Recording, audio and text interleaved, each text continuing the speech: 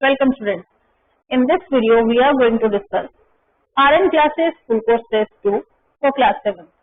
So let's start the discussion. The very first question is choose the smallest among following. तो अब हमें ये number दिए हुए हैं, हमें इनमें से स्मॉलेस्ट देखना है. हाँ जी, तो देखो फर्स्ट नंबर क्या है 0.0002. अब नेक्स्ट नंबर क्या है 0.2 स्क्वायर डिवाइडेड बाय 2. भाई सबसे पहले तो इस नंबर को सिंप्लीफाई कर लेते हैं. 0.2 स्क्वायर डिवाइडेड बाय 2. इसके लिए सबसे पहले हम इस ब्रैकेट को सॉल्व करेंगे. मीन हमें इस नंबर को मल्टीप्लाई करना है 2 टाइम. अब 0.2 को मल्टीप्लाई किया 0.2 से what we get 0.04 divided by 2. और इसको फर्दर सिंप्लीफाई किया we get 0.02. The next number is this, that is 2/100 divided by 0.01. तो अब सबसे पहले हम इसको सिंप्लीफाई करते हैं, देखते हैं इसकी वैल्यू क्या है. अब देखो यहाँ पर इस नंबर को हम डिवाइड कर रहे हैं 0.01. तो सबसे पहले तो इस डेसिमल नंबर को फ्रैक्शन में कन्वर्ट कर लेते हैं. हाँ जी, अब ये क्वांटिटी लिखी आज 2/100 डिवाइड बाय, अब इसकी फ्रैक्शन फॉर्म क्या होगी 1/100. और इसको सॉल्व कर लेते हैं. हाँ जी, तो 2/100 लिखा as it is. Division change हो गई मल्टीप्लिकेशन में, और इस फ्रैक्शन का यहाँ पे क्या आएगा रेसिप्रोकल, और इसका रेसिप्रोकल क्या है 100/1. अब इसको सिंप्लीफाई किया वी गेट 2. हाँ जी, now the next number is 2/1000. इसको भी डेसिमल फॉर्म में लिख लेते हैं. तो अब देखो यहाँ पे है 3 zeros. तो डेसिमल के बाद कितने डिजिट होने चाहिए 3. अब एक डिजिट तो यहाँ पे है, रेस्ट 2 के लिए क्या लगाएंगे 2 zeros. तो ये नंबर क्या बना 0.002. तो अब देखो नंबर्स क्या क्या हैं. एक है 0.0002 and the next one is 0.02 and the next one is 2 and the next one is 0.002. तो इनमें से स्मॉलेस्ट कौन सा हुआ दिस वन. हाँ जी, the next one is write the solution of the equation 5x + 7 = 0. तो अब हमें इस इक्वेशन का सोल्यूशन लिखना है. Means we have to write the value of x which satisfies this equation. Now the given equation is 5x + 7 = 0. अब x की value चाहिए, तो यहाँ पे सिर्फ x रखेंगे, बाकी सब ट्रांसपोज कर देंगे टू राइट हैंड साइड. सबसे पहले इस 7 को शिफ्ट करते हैं इधर. 7 यहाँ पे हो रहा है ऐड, इधर जाएगा तो सब्ट्रैक्ट. तो 5x लिखा as it is this is equal to, अब यहाँ पे है 0. अब ये क्वांटिटी इधर आके होगी सब्ट्रैक्ट, सो -7. तो नाउ 5x = -7. तो अब हमें तो x की वैल्यू चाहिए, तो ये 5 भी यहाँ पे नहीं चाहिए, तो इस 5 को भी इधर ट्रांसपोज कर देंगे. यहाँ पे मल्टीप्लाई हो रहा है, इधर जाएगा तो डिवाइड. तो x = -7/5.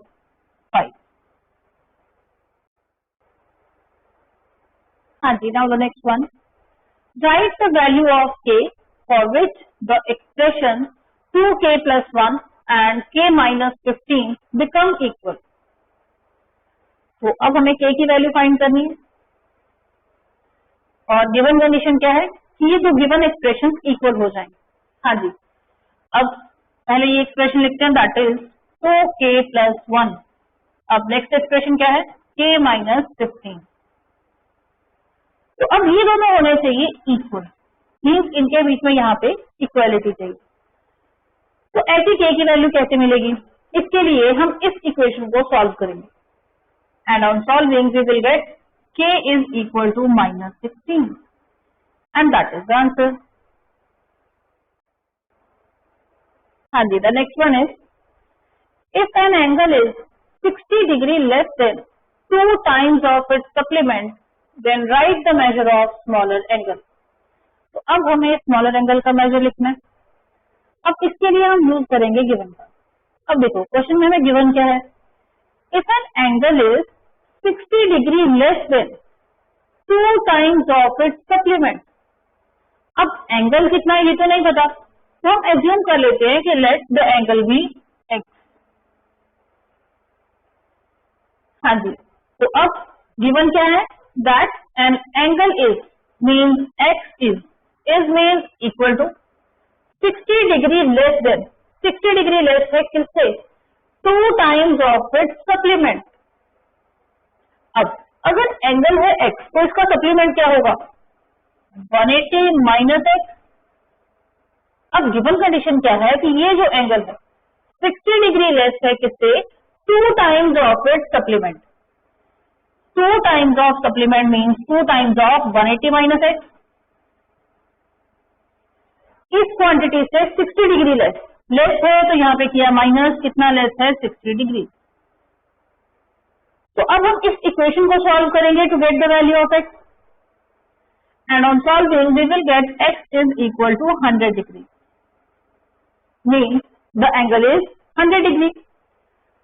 अब एंगल का मेजर है 100 डिग्री, तो इसका सप्लीमेंट कितना हुआ, सप्लीमेंट है 180 माइनस x। सो 180 माइनस 100 ये कितना आया, 80 डिग्री।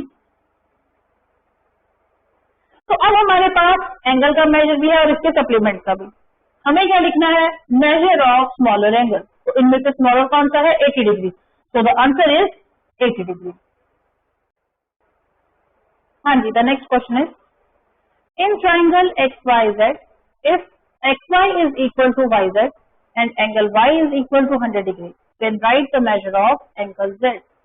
तो अब हमें एंगल Z का मेजर लिखना है। इसके लिए देखते हैं क्वेश्चन में गिवन क्या है।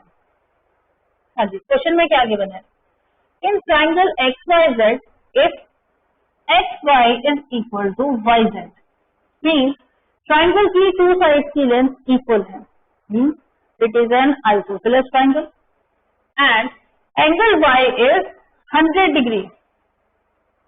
अब वर्टेक्स y पे जो एंगल है उसका मेजर है 100 degree, means it is an obtuse angle triangle. तो सबसे पहले तो हम इस ट्राइंगल का एक रफ स्केच बना लेते हैं।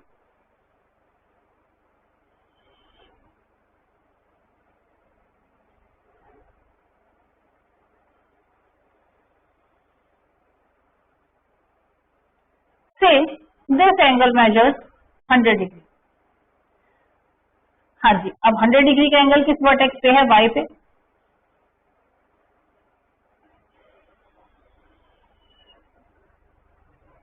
So this is vertex x and this one is z। अब और क्या गिवन है, that xy is equal to yz। xy means इस ट्राइंगल की ये साइड इक्वल है yz के, तो ट्राइंगल की ये 2 साइड इक्वल है। अब हमें फाइंड क्या करना है, we have to write the measure of angle z। हमें इस एंगल का मेजर लिखना है कि ये कितना है। हम एज्यूम कर लेते हैं कि ये एंगल कितना है, x। अब देखो गिवन फिगर में हम क्या ऑब्जर्व कर रहे हैं, इस ट्राइंगल की ये 2 साइड इक्वल है, तो ये थर्ड साइड क्या बन गई, बेस। अब इस साइड ने बेस के साथ ये एंगल बनाया, इस साइड ने बेस के साथ ये एंगल बनाया। जब ये दोनों साइड इक्वल इन लेंथ है, तो इन इक्वल साइड ने बेस के साथ ये जो बेस एंगल्स बनाए इनका मेजर भी क्या होगा, इक्वल। अब उसमें से ये हमने x एज्यूम किया, तो ये भी कितना होगा, x। अब हमें x की वैल्यू फाइंड करनी है। अब देखो वी नो एक ट्राइंगल में तीनों एंगल्स का सम कितना होता है, 180 degree, that is angle sum property of a triangle. अब उसमें से इस एंगल का मेजर है 100 डिग्री। इट मीन्स जो रिमेनिंग 2 हैं उनका सम कितना होगा, 180 माइनस 100 दैट इज 80। अब इन दोनों का सम है 80 डिग्री और इन दोनों का मेजर है इक्वल, मीन्स ये हर एक एंगल कितना हुआ, 40-40। So this angle measures 40 degree and this one is also 40 degree. So measure of angle Z is 40 degree।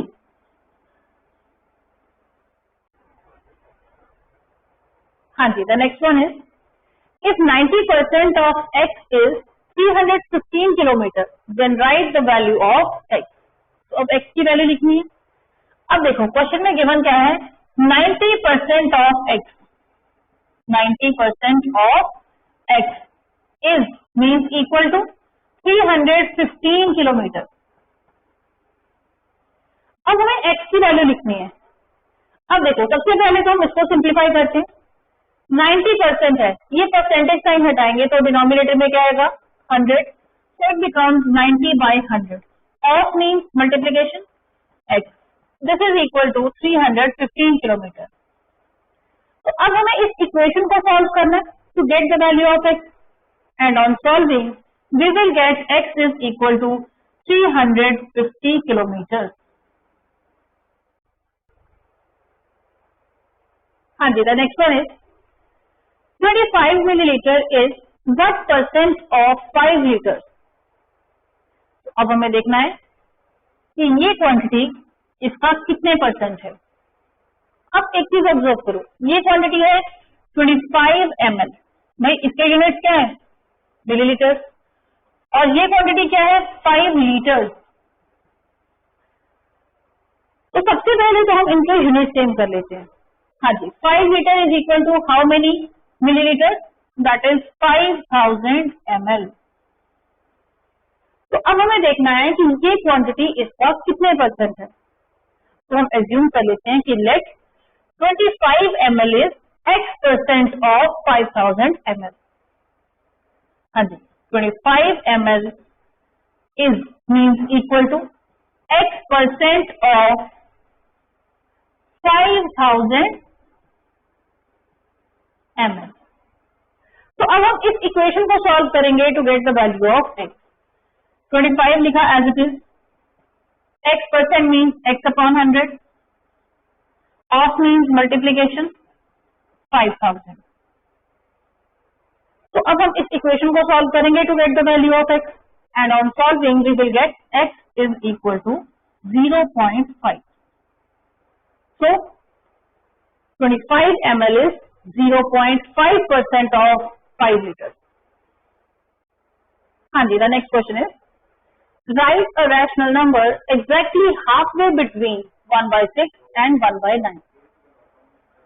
तो अब देखो हमें ये दो रैशनल नंबर्स गिवन है और हमें लिखना है ऐसा rational number that is exactly halfway between these two।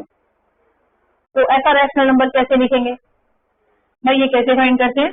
इसके लिए हम इन दोनों के सम को डिवाइड करेंगे by 2, that is 1/6 plus 1/9 divided by 2। अब आप इसको सिंप्लीफाई करोगे, on solving you will get 5/36। हाँ जी, now the next question is, write the total cost of wooden fencing around a circular garden of diameter 28 metre if 1 meter of the fencing cost 450 rupees। अब देखो हमें find क्या करना है, we have to find total cost of fencing, और इसके लिए हमें गिवन क्या है that 1 meter of fencing cost 450 rupees। अब ये टोटल कॉस्ट हमें कैसे मिलेगी? सबसे पहले तो हमें ये पता हो कि टोटल लेंथ ऑफ फेंसिंग है कितनी, तभी तो टोटल कॉस्ट निकालेंगे। अब ये टोटल लेंथ ऑफ फेंसिंग कहां से मिलेगी? अब क्वेश्चन में हमें गिवन क्या है that write the total cost of wooden fencing around a circular garden of diameter 28 metre. Fencing कहां पे होनी है? Around a circular garden. Garden कुछ इस शेप में है और इस गार्डन का डायमीटर हमें दिया हुआ है दैट इज 28 मीटर। अब फेंसिंग होनी है इसके अराउंड, मीन फेंसिंग कहां पे होगी? अलोंग इट्स बाउंड्री, यहाँ पे। तो जो फेंसिंग रिक्वायर्ड है उसकी टोटल लेंथ कितनी होगी भाई? जितने इस सर्कल की बाउंड्री की टोटल लेंथ है, and total length of boundary of a circle is called circumference of the circle. It means total length of the fencing is 2πr। तो अब देखें इसकी वैल्यू कितनी आती है। हाँ जी, तो अब इसमें वैल्यूज पुट कर देते हैं। अब देखो गिवन क्या है, डायमीटर हमें गिवन है दैट इज 28 मीटर, और यहाँ पे क्या है 2πr। We know twice of radius is diameter. It means 2 into r की वैल्यू तो गिवन है, दैट इज 28 इंटू रह गया पाई, पाई की वैल्यू क्या होगी 22/7. So now 7 1 7, 7 4 28, 22 into 4 88 metre. तो ये हमें मिल गई total length of the fencing और हमें फाइंड क्या करना था, total cost of fencing. Now we have given that cost of 1 metre of fencing is 450 rupees. हाँ जी, अब टोटल लेंथ है कितनी 88 मीटर. तो इसके लिए टोटल कॉस्ट कितनी होगी 450 इंटू 88. इसको आप मल्टीप्लाई कर लो, you will get 39,600 rupees. This is the answer. हाँ जी, the next question is a path 5 meter wide runs along inside a square path of size 100 meters. Write the area of the path. तो अब हमें area of the path find करना है. इसके लिए देखते हैं क्वेश्चन में गिवन क्या है. A path 5 metre wide, path की विड्थ हमें गिवन है that is 5 metre, runs along inside a square path. अब पाथ कहाँ पे है, इनसाइड है स्क्वायर पाथ की, ऑफ साइड 100 मीटर. हाँ जी, तो अब एक स्क्वायर पाथ है,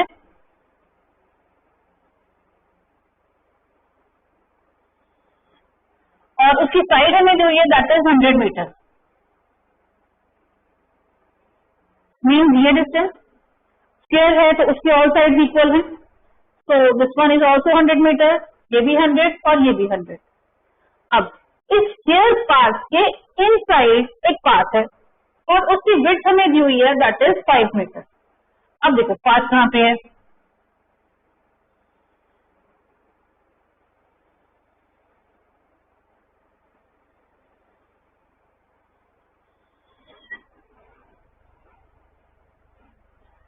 हाँ जी, तो पाथ यहां पे है.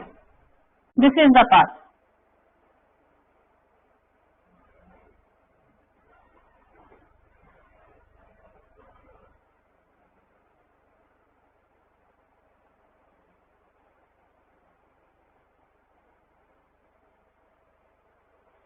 So this shaded portion represents the path.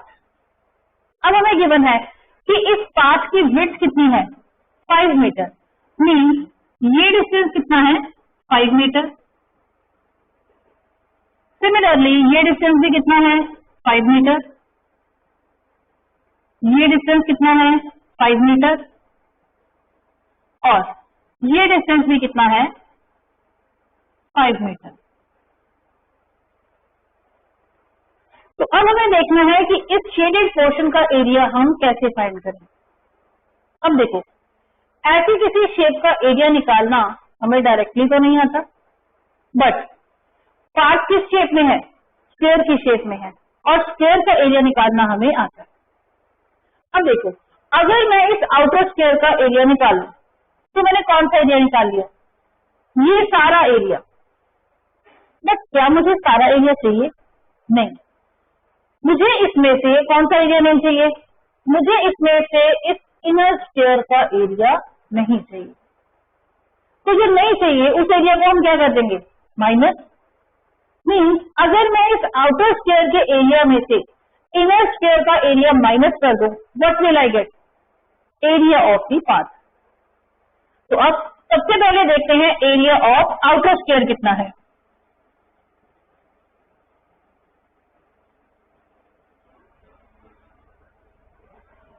अब एरिया स्क्वायर कैसे फाइंड करते हैं, साइड इंटू साइड, और इस आउटर स्क्वायर की साइड कितनी है 100 मीटर. तो इसका एरिया कितना हो गया 100 metre into 100 metre, that is 10,000 square metre.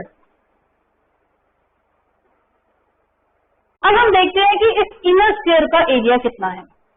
उसके लिए हमें क्या चाहिए, इस इनर स्क्वायर की साइड. हाँ जी, अब इसकी साइड कितनी है, यहां से लेकर यहां तक का डिस्टेंस. मीन ये डिस्टेंस हमें चाहिए. बता सकते हैं ये डिस्टेंस कितना है. अब डायरेक्टली तो ये डिस्टेंस हमें नहीं दिया हुआ, बट क्वेश्चन में हमें क्या गिवन है, हमें यहां से लेकर यहां तक का ये डिस्टेंस गिवन है, that is 100 metre, and we have also given that width of the path is 5 metre, means ये डिस्टेंस कितना है 5 मीटर और ये भी कितना है 5 मीटर। तो अब देखो यहां से लेकर यहां तक का ये पूरा डिस्टेंस 100 मीटर है। अब इसमें से मुझे क्या ये डिस्टेंस चाहिए, नहीं चाहिए, तो इसको हम क्या कर देंगे माइनस। अब यहां से यहां तक का डिस्टेंस मुझे चाहिए, क्या मुझे यहां से लेकर यहां तक का ये डिस्टेंस चाहिए, ये भी नहीं चाहिए, तो इसको भी हम क्या कर देंगे माइनस। सो 100 मीटर में से 5 मीटर ये माइनस किए और 5 मीटर ये माइनस किए, 5 प्लस 5 कितना हो गया 10। तो इस 100 मीटर में से 10 मीटर माइनस किए तो ये डिस्टेंस कितना बचा 90 metre, means side of this sphere is 90 metre. तो अब हम फाइंड कर लेते हैं area, area of inner sphere. बोलो ये एरिया कितना होगा भाई, इसकी साइड कितनी है 90 मीटर, तो इसका एरिया कितना हो गया 90 metre into 90 metre, that is 8100 square metre. अब हमें क्या चाहिए था एरिया ऑफ पाथ,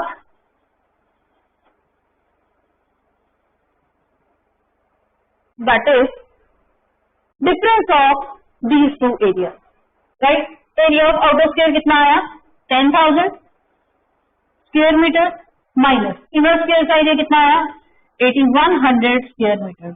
अब इनका डिफरेंस कितना है 1900 स्क्वायर मीटर। हाँ जी, the next one is write 1600 as a product of its prime factor. तो अब इस गिवन नंबर को हमें product of its prime factors लिखना है। अब देखो 1600 को हम कैसे लिख सकते हैं, it can be written as 16 into 100। In fact 100 को भी हम क्या लिख सकते हैं 10 into 10।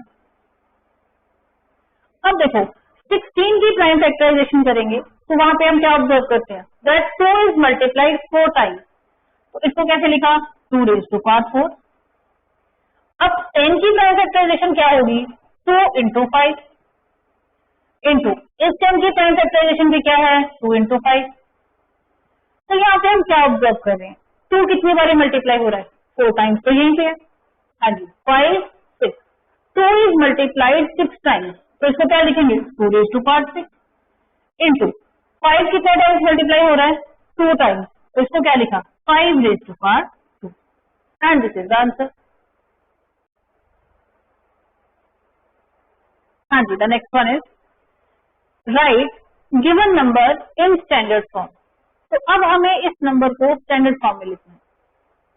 स्टैंडर्ड फॉर्म क्या होती है, मीन्स हमें इस गिवन नंबर को एक्सप्रेस करना है as a decimal number lying between 1.0 and 10.0 which is multiplied by powers of 10।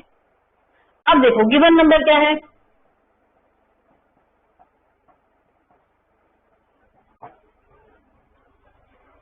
अब स्टैंडर्ड फॉर्म में लिखेंगे तो हमें डेसिमल कहां पे चाहिए आफ्टर दिस 7, और अभी इस नंबर में डेसिमल कहां पे है यहाँ पे, तो हम डेसिमल को कितने प्लेसेस शिफ्ट करेंगे 3 6 9 10 प्लेसेस टू द लेफ्ट। तो ये नंबर हमने क्या लिखा 7.004 into 10 raised to the power। अब 10 की पावर कितनी आएगी, जितनी प्लेसेस टू द लेफ्ट हमने इस डेसिमल को शिफ्ट किया है, कितनी प्लेसेस शिफ्ट किया है 10, तो इसकी पावर आई 10। हाँ जी, the next question is write the order of rotational symmetry that the rhombus has. तो अब हमें एक रोम्बस का ऑर्डर ऑफ रोटेशनल सिमेट्री लिखना है, मींस हमें ये देखना है कि अगर हम एक रोम्बस को रोटेट करें तो वन कंप्लीट रोटेशन में कितनी बारी हमें इनिशियल जैसी सेम फिगर मिलेगी।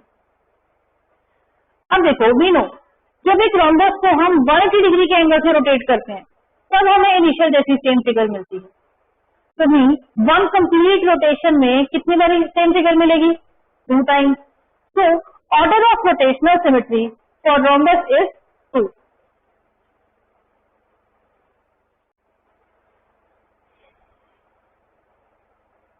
हाँ जी, the next question is name the solid with one circular face, one curved surface and one vertex.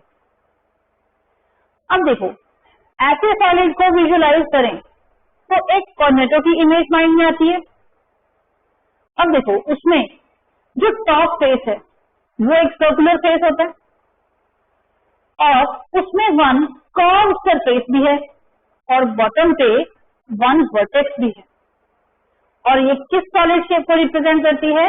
Cone. So the answer is कोन।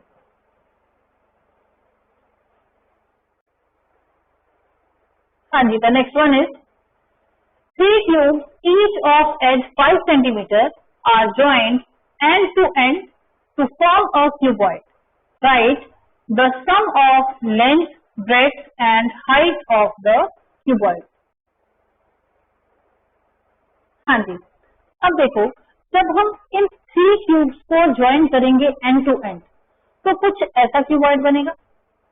अब हमें क्या फाइंड करना है? We have to write sum of length, breadth and height of this cuboid.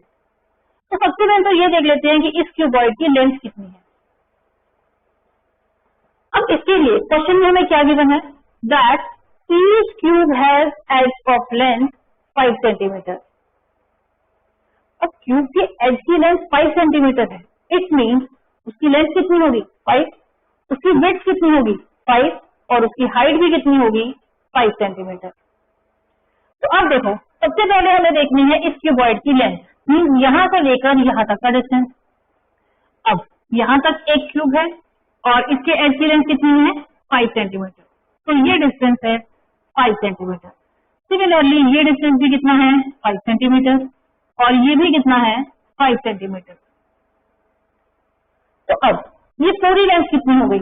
5 plus 5 plus 5 that is 15 centimetre. अब देखते हैं इस cuboid की ब्रेड्थ कितनी है। अब देखो, इसकी ब्रेड्थ कितनी है? ये इसकी ब्रेड्थ है। अब ये डिस्टेंस है कितना? भाई जितनी एक क्यूब की ब्रेड्थ है, राइट? और एक क्यूब की ब्रेड्थ है कितनी? 5 सेंटीमीटर।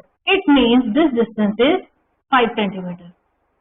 तो इस क्यूबॉइड की ब्रेड्थ भी कितनी हो गई? 5 सेंटीमीटर। अब देखते हैं इसकी हाइट कितनी है। अब इस क्यूबॉइड की हाइट कितनी है? ये डिस्टेंस। अब ये बेसिकली है क्या? हाइट ऑफ वन क्यूब और वो कितनी है? 5 सेंटीमीटर। तो इट मीन्स इस क्यूबॉइड की हाइट भी कितनी है? 5 सेंटीमीटर। अब हमें क्या लिखना है? Sum of length, breadth and height of this cuboid. तो इनका सम कितना आ जाएगा?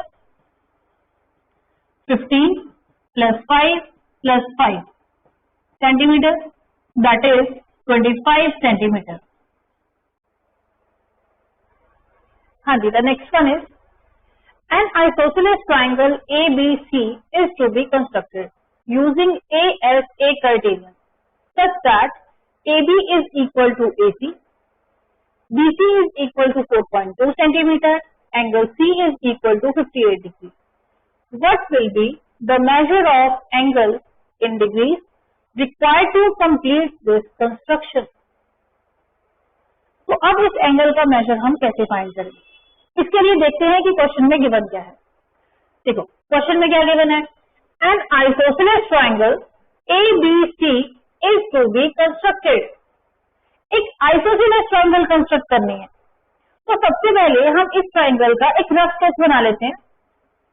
आइसोसेलेस ट्राइंगल है मीन्स इसमें 2 साइड्स होंगी इक्वल इन लेंथ।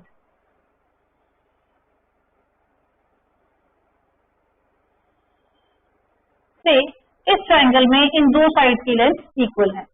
अब और क्या गिवन है? Is to be constructed using ASA criterion. अब इस ट्राइंगल को कंस्ट्रक्ट करना है यूजिंग ASA क्राइटेरियन।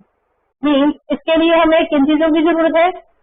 एक तो हमें चाहिए 2 पेयर्स ऑफ एंगल्स और उन एंगल्स की इंक्लूडेड साइड। हाँ जी, अब और क्या गिवन है? Such that AB is equal to AC। अब इस ट्राइंगल में AB जो है वो इक्वल होनी चाहिए AC के। Suppose this point is A this one is B, this one is C. तो अब देखो ए बी जो है वो ए सी के इक्वल है, बी सी इज 4.2 सेंटीमीटर, इस साइड की लेंथ दी हुई है 4.2 centimetre, angle C is equal to 58 degree. ये जो एंगल है इसका मेजर दिया हुआ है दैट इज 58 डिग्री। तो अब हमें फाइंड क्या करना है, what will be the measure of angle in degrees required to complete this construction. तो इस कंस्ट्रक्शन को कंप्लीट करने के लिए जो एंगल चाहिए उसका मेजर हमें बताना है। सबसे पहले तो ये देखते हैं कि इसको कंप्लीट करने के लिए किस एंगल की जरूरत है। देखो ये कंस्ट्रक्शन हमें कंप्लीट करनी है by A S A criterion. अब यहाँ पे ये एक एंगल गिवन है और ये साइड गिवन है। अब हमें एक ऐसा एंगल चाहिए सच दैट इन दो एंगल्स की इंक्लूडेड साइड ये बीसी बन जाए। तो ऐसा कौन सा एंगल है, this one that is angle B. तो अब हमें देखना है कि इस एंगल बी का मेजर क्या होगा। अब गिवन को ध्यान से ऑब्जर्व करो, देखो ये एक आइसोसेलेस ट्रायंगल है, इसमें ये दो साइड इक्वल हैं, तो ये साइड क्या बन गई, बेस। इन इक्वल साइड्स में बेस के साथ ये दो एंगल्स बनाए, तो ये बेस एंगल्स भी क्या होंगे, इक्वल। अब इनमें से ये एंगल है 58 डिग्री, इट मीन ये एंगल भी कितना होगा, 58 degree. So measure of the required angle is 58 degree.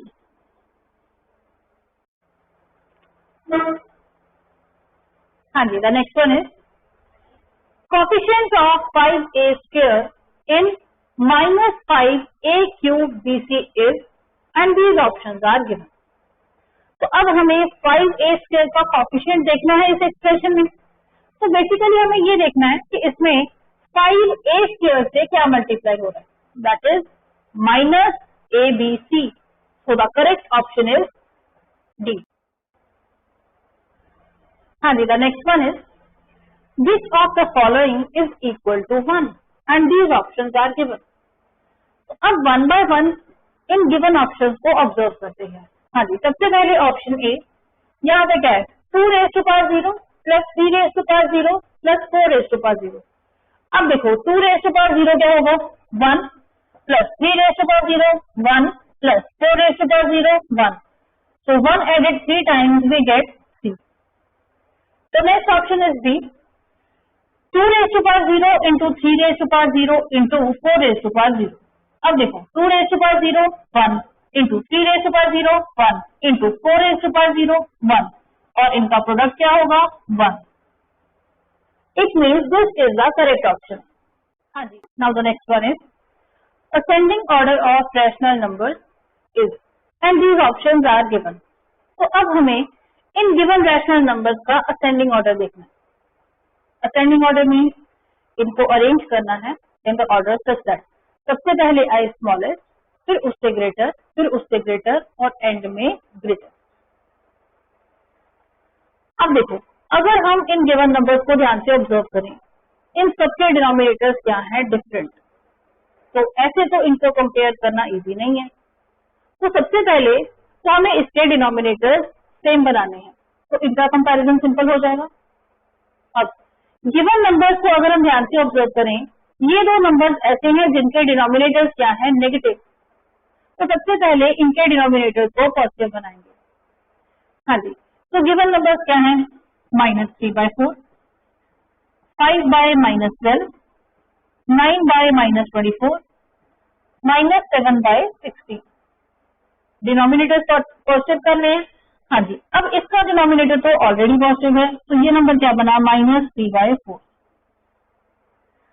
हाँ जी, इसका डिनोमिनेटर पॉजिटिव बनाएंगे तो ये क्वांटिटी क्या बनेगी, -5/12. इसका डिनोमिनेटर पॉजिटिव किया तो ये क्वांटिटी क्या बनी, -9/24. ये तो ऑलरेडी पॉजिटिव है, तो इसको लिखा एज इट इज. अब डिनोमिनेटर्स पॉजिटिव तो हो गए.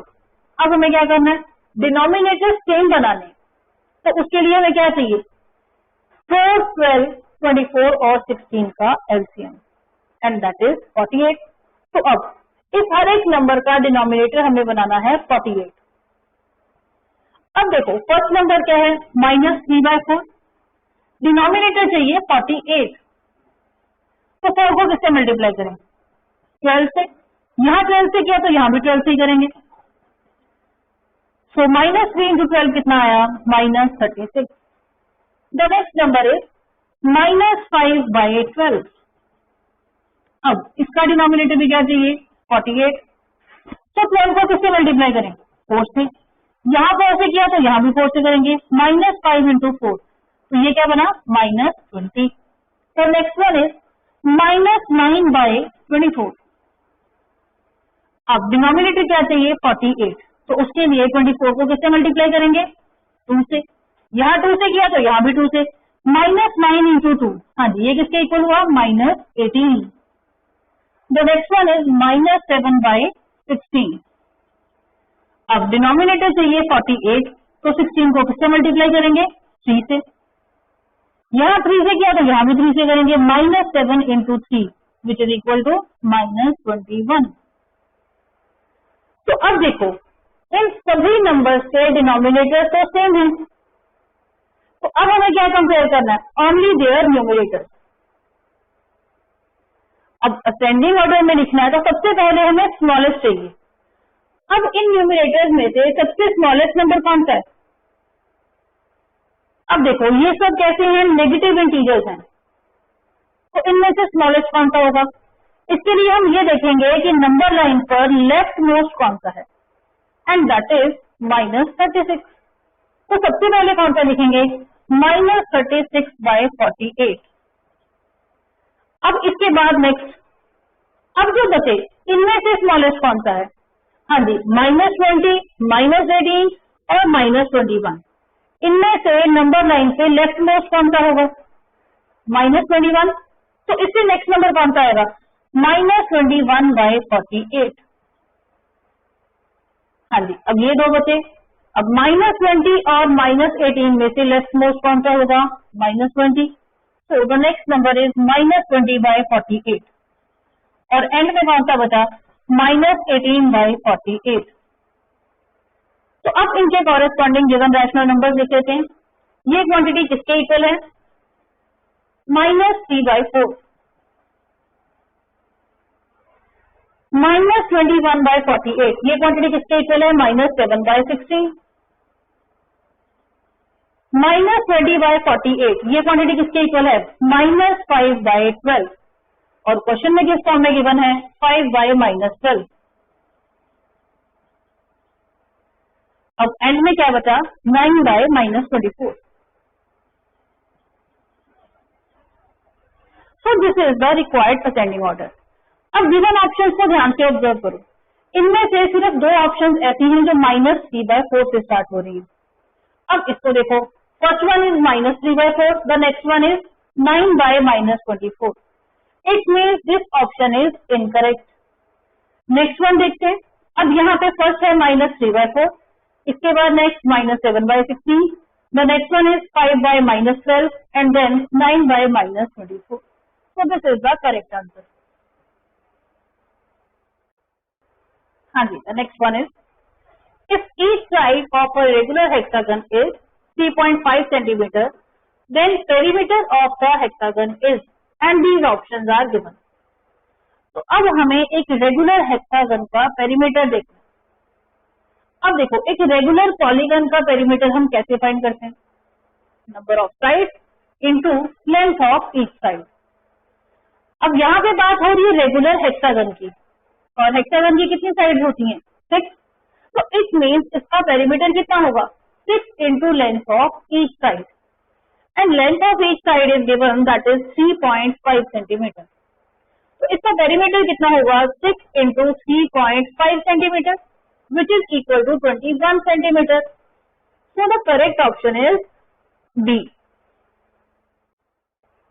हाँ जी, the next question is, if angle D is equal to angle P, angle E is equal to angle Q, and DE is equal to PQ, then triangle DEF is congruent to triangle PQR by the congruence rule, and these options are given. तो अब हमें ये देखना है कि ये दोनों triangles किस कॉन्ग्रुएंस रूल से कॉन्ग्रुएंट हुए। इसके लिए गिवन को ऑब्जर्व करते हैं। देखो गिवन क्या है, if angle D is equal to angle C, angle E is equal to angle Q. भाई इस ट्राइंगल डी ई एफ के ये दो एंगल्स इस ट्राइंगल पी क्यू आर के इन दो कॉरेस्पॉन्डिंग एंगल्स के इक्वल है। और क्या गिवन है, DE is equal to PQ, और इस ट्राइंगल DEF की एक साइड DE इक्वल है इस ट्राइंगल PQR की एक साइड PQ के। अब ध्यान से ऑब्जर्व करो ये साइड है कैसी। अब देखो DE कैसी साइड है, इन एंगल D और E की इंक्लूडेड साइड, और PQ कैसी साइड है, एंगल P और एंगल Q की इंक्लूडेड साइड। तो गिवन क्या है, इन दोनों ट्राइंगल्स में two pairs of corresponding angles equal हैं और उनकी इंक्लूडेड साइड भी इक्वल हैं। तो ये दोनों ट्राइंगल्स किस रूल से कॉन्ग्रुएंट होगी, ASA कॉन्ग्रुएंस रूल। तो the correct option is D। हाँ जी, the next question is, if for triangle ABC and triangle DEF the correspondence CAB corresponding to EDF gives a congruence, then which of the following is not true, and these options are given। तो अब देखो इन दोनों triangles के लिए correspondence relation हमें given है which gives congruence, और हमें देखना है कि इनमें से कौन सी ऑप्शन ट्रू नहीं है, कौन सी ऑप्शन ट्रू नहीं होगी। भाई जो इस कॉरेस्पॉन्डेंस रिलेशन को सेटिस्फाई नहीं करेगी that will not be true. तो वन बाय वन इन ऑप्शंस को ऑब्जर्व करते हैं। The first one is AC is equal to DE। तो अब यहां से देखते हैं कि AC के कॉरेस्पॉन्डिंग साइड कौन सी होनी चाहिए थी, AC। तो AC के कॉरेस्पॉन्डिंग साइड कौन सी होगी, DE, और वही तो लिखा है। So this option is correct. The next one is AB is equal to EF। अब यहां से देखते हैं कि AB के कॉरेस्पॉन्डिंग साइड कौन सी होनी चाहिए, दैट इज DF। अब यहां पे क्या लिखा है, EF। It means this option is not true. So the answer is D।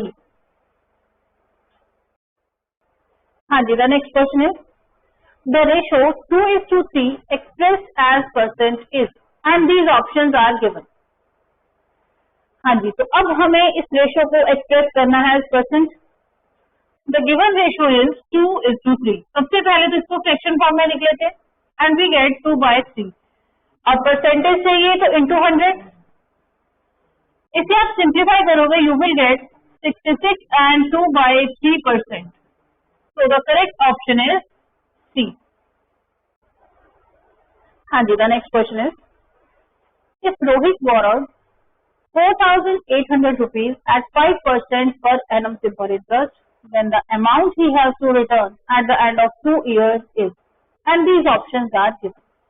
तो अब हमें फाइंड करना है कि at the end of 2 years उसे कितना अमाउंट रिटर्न करना है। अब ये कैसे पता चलेगा, अमाउंट टू बी रिटर्न कैसे फाइंड करते हैं, जो मनी उसने बोरो की वो तो उसको रिटर्न करनी ही करनी है, प्लस उस पे उसको इंटरेस्ट भी पे करना है। तो सबसे पहले तो ये देख लेते हैं कि इस टर्म पे उसको कितना सिंपल इंटरेस्ट पे करना है, और सिंपल इंटरेस्ट हम कैसे फाइंड करते हैं, P into R into T upon 100। हाँ जी, अब प्रिंसिपल हमें गिवन है, उसने मनी कितनी बोरो की है 4,800 rupees, and the rate of interest is 5% and the time period is 2 years। अब आप इसको सिंप्लीफाई करोगे you will get 480 rupees. So this is the interest to be paid. तो अमाउंट कितना रिटर्न करना है, amount is equal to principal plus interest. हाँ जी, अब प्रिंसिपल है 4,800 रुपीज, अब इस पे इंटरेस्ट ऐड हो जाएगा 480 rupees. So this quantity is equal to 5,280 rupees. So the correct option is C। हाँ जी, now the next one is case study. तो अब आपको गिवन कंडीशन को समझकर उस पर बेस्ड कुछ क्वेश्चन के आंसर देंगे। So let's see what is given. The given bar graph shows the preference of 5 different biscuit brands by the students of a school. Study the bar graph and answer the following. और ये bar graph हमें given है। हाँ जी, now the question is total number of students in the school is and these options are given. अब ये answer हमें find करना है यूजिंग दिस बार ग्राफ। तो सबसे पहले तो इस बार ग्राफ को ऑब्जर्व करते हैं कि इससे हमें क्या इन्फॉर्मेशन मिल रही है। अब देखो, इसमें हॉरिजॉन्टल एक्सेस की तरफ रिप्रेजेंट किए गए हैं डिफरेंट बिस्किट ब्रांड्स और वर्टिकल एक्सेस की तरफ रिप्रेजेंट किए गए हैं नंबर ऑफ स्टूडेंट्स। अब देखो, इसमें कुछ शेडेड बार्स हैं और कुछ अनशेडेड बार्स हैं। अब यहाँ पे मेंशन है कि जो अनशेडेड बार्स हैं वो रिप्रेजेंट कर रहे हैं number of boys referring different biscuit brand, और जो शेडेड बार्स हैं वो रिप्रेजेंट कर रहे हैं number of girls referring different biscuit brand. तो अब हमारा टारगेट क्या था, हमें तो ये फाइंड करना है कि स्कूल में टोटल स्टूडेंट्स कितने हैं। अब अगर हमें किसी तरह से ये पता चल जाए कि स्कूल में टोटल बॉयज कितने हैं और टोटल गर्ल्स कितनी हैं, उन दोनों नंबर्स को ऐड करेंगे, then we will get total number of students in the school. हाँ जी, अब देखो, इस बार ग्राफ में क्लियरली मेंशन है कि स्कूल में जितने भी बॉयज हैं उनमें से कितने बॉयज कौन कौन सी बिस्किट ब्रांड को प्रेफर कर रहे हैं। तो इसकी हेल्प से हम फाइंड कर सकते हैं कि स्कूल में टोटल बॉयज कितने हैं। हाँ जी, अब यहाँ पे मेंशन है कि ये अनशेडेड बार रिप्रेजेंट कर रहे हैं नंबर ऑफ बॉयज को। तो इसके लिए अगर हम इन सारी वैल्यूज को कर लें add, but we will get total number of boys in the school. तो जब आप इन सबको ऐड करोगे, you will get the number of boys is 1010। अब नंबर ऑफ गर्ल्स भी चाहिए। अब देखो, यहाँ पे मेंशन है कि जो शेडेड बार्स हैं वो रिप्रेजेंट कर रहे हैं कि स्कूल की कितनी गर्ल्स कौन कौन सी बिस्किट ब्रांड्स को प्रेफर कर रही हैं। सो मीन अगर हम इन सारे नंबर को ऐड कर लें, but we will get total number of girls in the school. तो जब आप इन सारी वैल्यूज को ऐड करोगे, यू विल गेट 990। तो अब बॉयज भी पता चल गए और गर्ल्स भी पता चल गई। तो टोटल नंबर ऑफ स्टूडेंट कितने हुए, 1010 प्लस 990, दैट इज 2000। तो the correct option is C. हाँ जी, now the next one is ratio of number of girls to number of boys is and these options are given. तो अब हमें ये ratio find करनी है। देखो, अभी अभी हमने फाइंड किया था कि स्कूल में नंबर ऑफ गर्ल्स कितनी है और बॉयज कितने हैं। हाँ जी, नंबर ऑफ गर्ल्स कितनी है 990 और बॉयज कितने हैं 1010। अब हमें चाहिए इनकी रेशियो। इसे आप लोएस्ट फॉर्म में कन्वर्ट करोगे, then you will get 99:101। So the correct option is A. हाँ जी, now the next one is which biscuit brand is preferred by nearly 6.6% more girls than boys and these options are given. अब question क्या है, अब हमें ये देखना है कि इनमें से ऐसी कौन सी बिस्किट ब्रांड है जिसको बॉयज के कंपैरिजन 6.6% मोर गर्ल्स ने प्रेफर किया। अब ये कैसे देखें, इसके लिए सबसे पहले तो ये देख लेते हैं कि इनमें से ऐसी कौन कौन सी ब्रांड है जिसको बॉयज के कंपैरिजन गर्ल्स ने ज्यादा प्रेफर किया। तो इसके लिए हम ये देखेंगे कि इनमें से कौन कौन सी ब्रांड्स के लिए शेडेड बार की जो हाइट है वो अनशेडेड बार के कंपैरिजन मोर है। हाँ जी, तो ऐसी कौन कौन सी ब्रांड है। अब देखो, यहाँ पे शेडेड बार की हाइट कम है तो ये तो नहीं आएगा। अब इस केस में देखो, यहाँ पर शेडेड बार की हाइट ज्यादा है तो ये केस हो सकता है। अब इसके अलावा यहाँ पे शेडेड बार की हाइट कम है, ये भी नहीं है। यहाँ पे शेडेड बार की जो हाइट है वो ज्यादा है तो ये हो सकता है। अब यहाँ पे शेडेड बार की जो हाइट है वो कम है तो ये भी नहीं हो सकता। तो अब हमें ये देखना है कि इन दोनों में से कौन सी ब्रांड है जिसको बॉयज के कंपैरिजन 6.6% मोर गर्ल्स प्रेफर कर रही है। हाँ जी, तो सबसे पहले इस केस में चेक कर लेते हैं। अब परसेंटेज तो बाद में देखते हैं, पहले तो ये देखो कि इस ब्रांड को कितनी मोर गर्ल्स ने प्रेफर किया देन बॉयज। हाँ जी, बॉयज कितने हैं 184 और कितनी गर्ल्स प्रेफर कर रही है 210। तो दोनों में कितना डिफरेंस है 210 माइनस 184, दैट इज 26। अब ये तो देख लिया कि कितनी मोर गर्ल्स ने प्रेफर किया, अब ये देखते हैं कि कितने परसेंट मोर गर्ल्स ने प्रेफर किया। अब परसेंटेज चाहिए। अब देखो दोनों का डिफरेंस तो हम यहाँ पे फाइंड कर चुके हैं।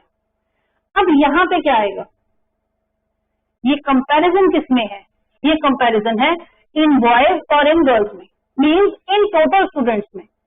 ये टोटल स्टूडेंट्स हैं कितने, 184 प्लस 210 दैट इज 394। अब परसेंटेज चाहिए तो इंटू 100, इसको आप सॉल्व करोगे you will get 6.59% which is approximately 6.6%। तो यही तो हमें देखना था, it means this is the answer. तो इसके कॉरेस्पॉन्डिंग बिस्किट ब्रांड कौन सी है, Sunfeast Dark Fantasy. So the correct option is D. हाँ जी, now the next one is which two biscuit brands are most favored among the students of the school and these options are given। अब हमें देखना है कि ऐसी कौन सी दो बिस्किट ब्रांड्स हैं which is most preferred among the students of the school। तो अब ये कैसे देखेंगे, इसके लिए हम इस गिवन बार ग्राफ को ऑब्जर्व करेंगे और ये देखेंगे कि कौन सी दो बिस्किट ब्रांड्स के लिए जो उनके कॉरेस्पॉन्डिंग बार्स हैं उनकी हाइट अदर ब्रांड्स के कंपैरिजन ग्रेटर है। तो इसको जब हम ऑब्जर्व करते हैं हमें क्लियरली दिख रहा है कि ऐसी कौन सी दो ब्रांड्स हैं भाई, एक तो इन बार्स की हाइट ग्रेटर है देन अदर और एक ये है। तो ऐसी कौन सी दो बिस्किट ब्रांड्स हैं, ये इसके कॉरेस्पॉन्डिंग है कैडबरी ओरियो और इसके कॉरेस्पॉन्डिंग है पार्ले हाइड एंड सीक। तो करेक्ट ऑप्शन कौन सी हुई, the correct option is C.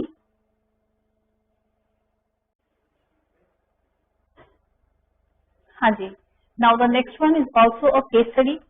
Let's see, two friends Manan and Shaurya own a custom die each. अब दोनों के पास एक एक कस्टम डाई है। If the faces of Manan die are numbered 1, 3, -2, 5, 7, -9 and that of Shaurya 2, 7, -11, -4, -6, 13 this। अब दोनों की डाइस के फेसेस पर जो नंबर्स हैं वो भी हमें गिवन है। अब क्वेश्चन क्या है, the greatest and the least sum of the numbers appearing on the two dice respectively is and these options are given। तो अब हमें फाइंड क्या करना है, ग्रेटेस्ट एंड द लीस्ट सम किसका, of the numbers appearing on the two dice। Means जब दोनों dice को रोल किया उनके टॉप फेसेस पर जो नंबर्स आएंगे उनका ग्रेटेस्ट सम क्या हो सकता है, और जब उनको रोल किया उनके टॉप फेसेस पर जो नंबर्स आए उनका लीस्ट सम क्या हो सकता है। तो सबसे पहले तो ये देख लेते हैं कि ग्रेटेस्ट सम कितना हो सकता है। अब ग्रेटेस्ट सम मिलेगा कैसे, जब ग्रेटेस्ट नंबर्स को ऐड करेंगे। अब देखो मनन की डाई पे जो नंबर है वो ये है, इनमें से ग्रेटेस्ट कौन सा है, दैट इज 7। और शौर्य की डाई की बात करें तो उस पे जो नंबर्स हैं इनमें से ग्रेटेस्ट कौन सा है, 13। तो ग्रेटेस्ट सम कब मिलेगा, जब दोनों डाई को रोल किया, इसके डाई पे आए 7 और इसके डाई पे आए 13। तो 7 + 13 कितना हो गया, 20। तो ग्रेटेस्ट सम तो मिल गया दैट इज 20। अब देखते हैं लीस्ट सम क्या हो सकता है। अब लीस्ट सम कैसे मिलेगा, जब हम लीस्ट नंबर को ऐड करेंगे। हाँ जी, तो मनन के डाई पे लीस्ट नंबर कौन सा है, दैट इज -9 और शौर्य के डाई पे लीस्ट नंबर कौन सा है, दैट इज -11। तो इन दोनों का सम कितना हुआ, -9 + -11 that is -20। So this is the least sum. So the correct option is C. हाँ जी, now the next one is whose die will have product of numbers on the faces negative and these options are given। अब देखो, अब बात हो रही है product के साइन की। नंबर्स के प्रोडक्ट का साइन हम कैसे ऑब्जर्व करते हैं, देखो पॉजिटिव नंबर तो जितने भी हो जब उनको मल्टीप्लाई करेंगे तो जो प्रोडक्ट का साइन है वो डेफिनेटली पॉजिटिव होगा। तो प्रोडक्ट का साइन अफेक्ट किससे होगा, नेगेटिव नंबर से। तो अब दोनों के डाइस पर जो नंबर्स हैं उनको ऑब्जर्व करते हैं। हाँ जी, पहले मनन का केस ऑब्जर्व करते हैं। देखो उसके डाइस के फेसेस पर ये नंबर्स हैं। इनमें से नेगेटिव नंबर कौन कौन से हैं? ये नंबर नेगेटिव है और ये। So 2 negative numbers are there. 2 negative integers के प्रोडक्ट का साइन क्या होगा? पॉजिटिव।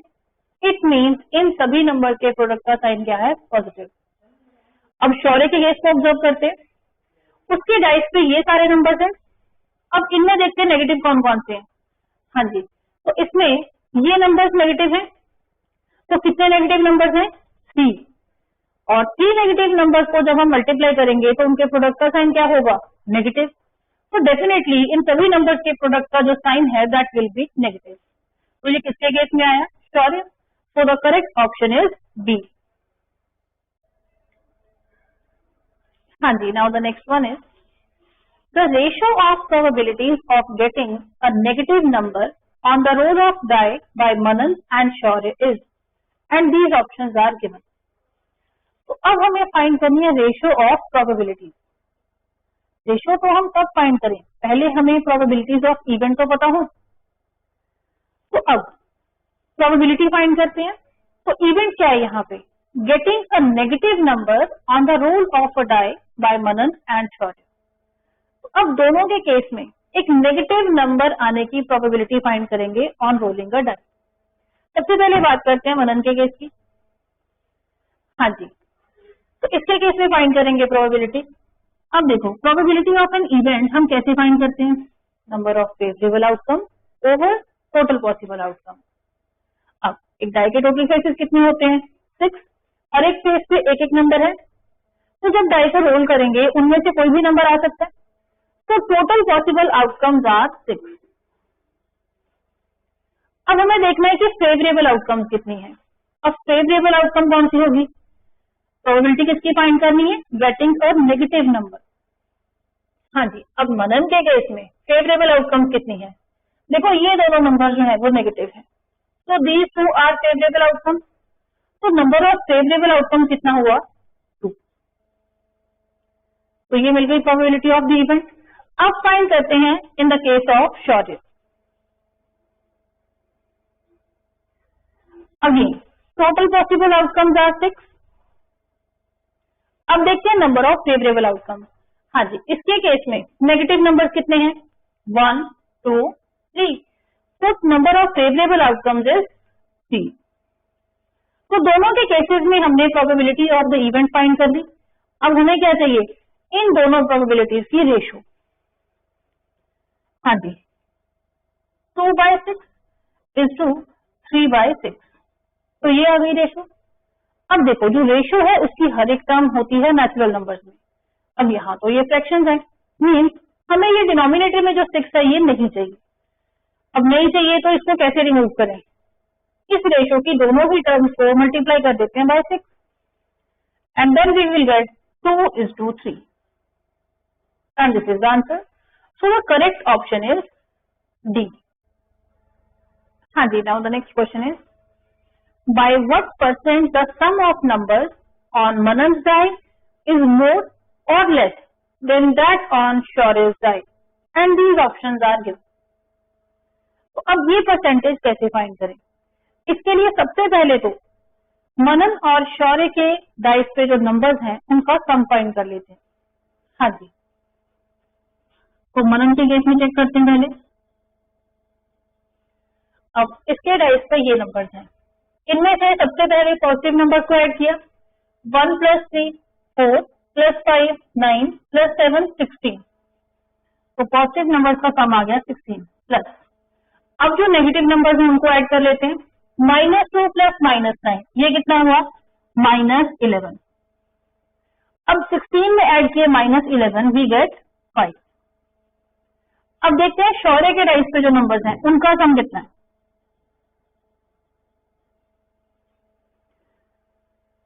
तो ये है वो नंबर्स। अगेन पहले पॉजिटिव नंबर्स को ऐड कर लेते हैं।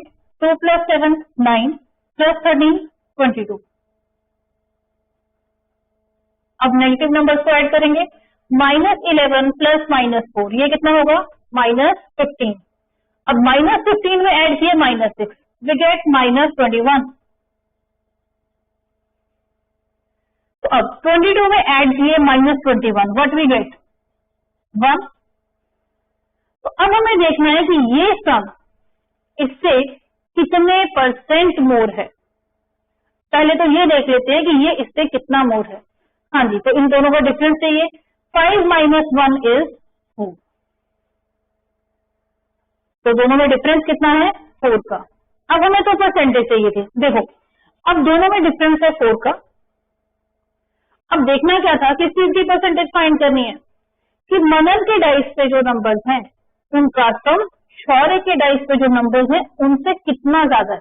तो कंपैरिजन किससे करना है? इससे। तो यहाँ पे क्या आएगा? 1।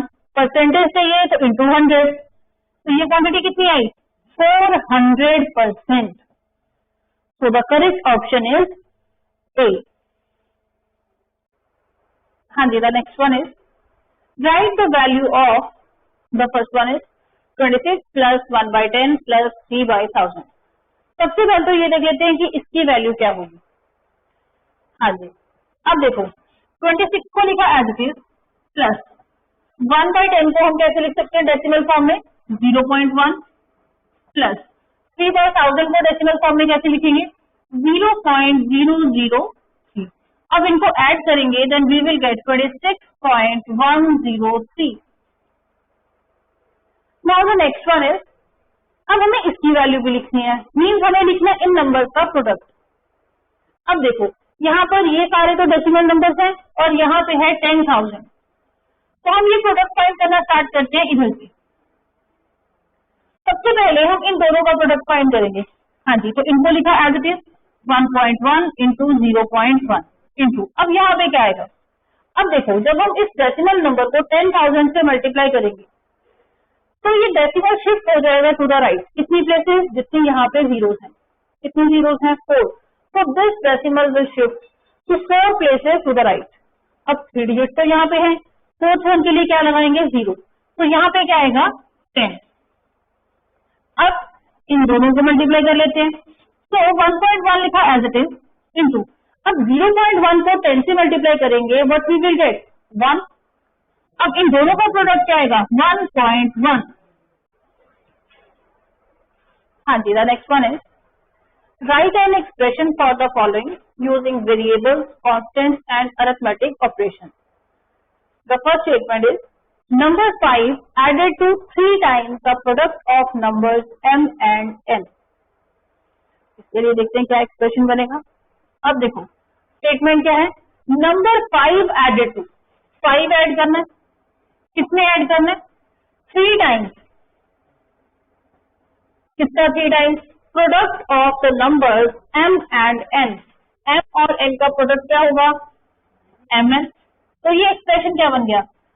3 times mn plus 5। Now the next one is sum of numbers a and b subtracted from their product। अब किसकी बात हो रही है? Sum of the numbers a and b, इन दोनों का सम क्या होगा? a plus b। इसको करना है सब्ट्रैक्ट, किसमें से? From their product, इनके प्रोडक्ट में से। इन दोनों का प्रोडक्ट क्या होगा? a into b, that is ab। हाँ जी, the next question is find the cost price if selling price is 9900 rupees, profit is 10%। तो अब कॉस्ट प्राइस फाइंड करना, तो जो चीज फाइंड करनी है उसे हम एज्यूम कर लेते हैं x। तो let cost price be x rupees. अब गिवन क्या है? We have given the selling price that is 9900 rupees और क्या गिवन है? Profit that is 10%। अब ये प्रॉफिट गिवन है परसेंटेज में, प्रॉफिट इन रुपीज लिख लें कितना है? हाँ जी, तो प्रॉफिट इन रुपीज कितना होगा? 10% ऑफ 10% किसका? प्रॉफिट किस पे कैलकुलेट करते हैं? कॉस्ट प्राइस से, और वो हमने एज्यूम किया है x। तो 10% ऑफ x। इसे आप सिंप्लीफाई करोगे you will get x by 10। तो अब हमें तो x फाइंड करना है, इसको कैसे फाइंड करें? इसके लिए हमें गिवन है सेलिंग प्राइस। अब सेलिंग प्राइस और कॉस्ट प्राइस में क्या रिलेशन है? अब देखो क्योंकि इस प्राइस पे सेल करने पे प्रॉफिट हुआ है, it means this selling price is more than cost price. More है तो यहाँ पे आएगा प्लस, कितना मोर है जितना उसको प्रॉफिट हुआ। तो अब वैल्यूज पुट कर देंगे। Selling price is 9900 rupees, cost price is x plus profit is x by 10। इस इक्वेशन को आप सॉल्व करेंगे to get the value of x and you will get x is equal to 11,000। So the cost price is 11,000 rupees.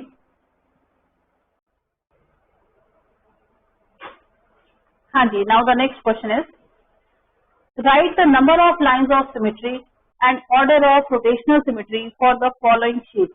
और ये दो shape हमें given है। तो सबसे पहले हम इस फर्स्ट फिगर को ऑब्जर्व करते हैं। हमें इसमें देखना है कि कितनी लाइन्स ऑफ सिमेट्री होंगी। अब देखो, इस फिगर में एक लाइन ऑफ सिमेट्री तो इस लाइन सेगमेंट के अलोंग बन जाएगी 1, और एक लाइन ऑफ सिमेट्री इस लाइन सेगमेंट के अलोंग बन जाएगी 2, और एक लाइन ऑफ सिमेट्री इस लाइन सेगमेंट के अलोंग बन जाएगी 3। तो इस फिगर में कितनी लाइन्स ऑफ सिमेट्री होंगी 3। अब हम बात करते हैं इस फिगर में ऑर्डर ऑफ रोटेशनल सिमेट्री की। मीन्स हमें ये देखना है कि वन कंप्लीट रोटेशन में कितनी बार हमें इनिशियल जैसी सेम फिगर मिलेगी। अब देखो, जब हम इस फिगर को इस तरह से रोटेट करेंगे सो दैट ये जो लाइन सेगमेंट है ये यहाँ पे पहुंच जाए। भाई इस तरह से रोटेट किया कि ये लाइन सेगमेंट रोटेट होके पहुंच गई यहाँ पे, तो डेफिनेटली हमें इनिशियल जैसी सेम फिगर मिलेगी। तो अभी तक कितनी बारी मिली 1 टाइम। उसके बाद इसको फर्दर रोटेट किया सो दैट अब ये लाइन सेगमेंट रोटेट होके यहाँ पे आ जाए। तो इस तरह से रोटेट किया तब भी हमें इनिशियल जैसी सेम फिगर मिलेगी। तो अब तक कितनी बार मिल गई 2। अब फर्दर रोटेट करते हैं सो दैट ये जो लाइन सेगमेंट है ये रोटेट होकर यहाँ पे पहुंच जाए, तब भी हमें इनिशियल जैसी सेम फिगर मिलेगी। तो वन कंप्लीट रोटेशन में कितनी बारी इनिशियल जैसी सेम फिगर मिली 3 टाइम्स। तो order of rotational symmetry is also 3। अब सेकंड फिगर की बात करते हैं। अब देखो, ये जो सेकंड फिगर है ये हमें क्लियरली नजर आ रही है कि ये क्या है, एक रेगुलर पेंटागन।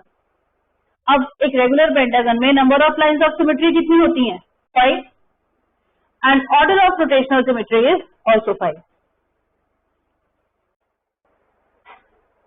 हाँ जी, now the next question is construct a triangle PQR such that PQ is 5 cm, QR is 3 cm and angle Q is equal to 50 degree।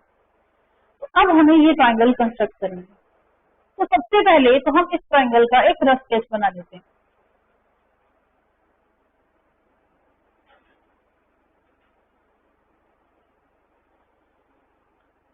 तो रफली ये एक ट्रायंगल बनाई हमने। This is triangle PQR। अब जो भी मेजरमेंट गिवन है वो इस पे मार्क कर लेते हैं। We have given length of PQ is 5 centimetre, ये डिस्टेंस हमें दिया हुआ है। Then QR is 3 centimetre, this side is 3 centimetre, angle Q is 50 degree. तो इस वर्टेक्स पे जो एंगल है उसका मेजर होना चाहिए 50 डिग्री। तो ये तो हमने एक रफ स्केच बनाया। अब हम इसका यूज करेंगे टू कंस्ट्रक्ट दिस ट्रायंगल। अब देखो, यहाँ पे हम क्या ऑब्जर्व कर रहे हैं, इस ट्रायंगल की इन दो साइड की लेंथ हमें गिवन है। तो इनमें से कोई भी साइड हम पहले ड्रॉ कर सकते हैं। अब देखो, ये जो साइड है QR, इसके इस वर्टेक्स Q पे एंगल बनना है 50 डिग्री का। तो सबसे पहले हम इसी साइड को ड्रॉ कर लेते हैं। तो यूजिंग रूलर हम एक लाइन सेगमेंट ड्रॉ करेंगे ऑफ लेंथ 3 सेंटीमीटर।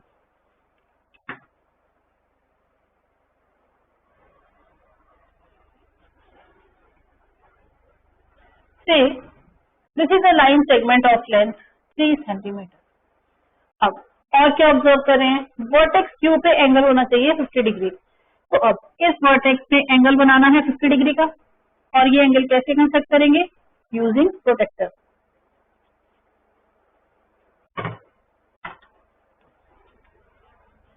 तो इस वर्टेक्स पे रखेंगे सेंटर ऑफ दिस प्रोटेक्टर, और ये जो लाइन 0 डिग्री पे जा रही है इसको कंसाइड करवाएंगे with the line segment drawn. Now अब देखो, जो 0 है वो इनर स्केल पे है यहाँ पे। अब हमें एंगल चाहिए 50 डिग्री का, तो इनर स्केल को रीड करेंगे। तो यहाँ से फॉलो करते हुए देखा कि यहाँ पे है 50 डिग्री, तो इस पॉइंट को मार्क किया।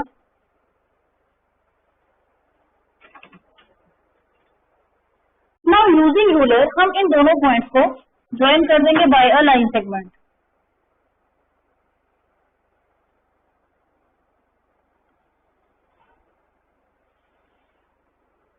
तो ये जो एंगल बना इसका मेजर कितना है 50 डिग्री। हाँ जी, अब हमें इस ट्राइंगल का वर्टेक्स P फिक्स करना है। अब P कहाँ पे होगा? P से रिलेटेड क्या इंफॉर्मेशन गिवन है कि P का क्यूजर डिस्टेंस कितना है 5 सेंटीमीटर। हाँ जी,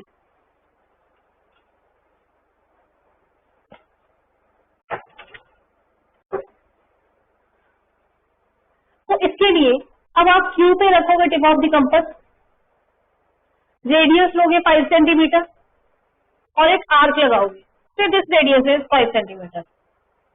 इस तरह से एक आर्क लगाई। अब ये जो पॉइंट ऑफ इंटरसेक्शन आया इससे ज्वाइन कर देंगे with vertex R।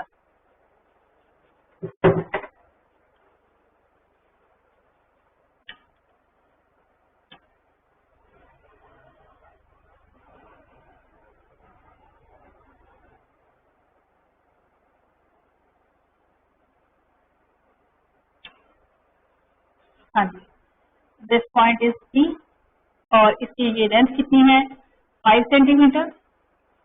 So this is the required triangle PQR। हाँ जी, now the next question is a wire is in the shape of a rectangle, its length is 40 centimetre and breadth is 22 centimetre. If same wire is rebent in the shape of a sphere, what will be the measure of each side of the sphere?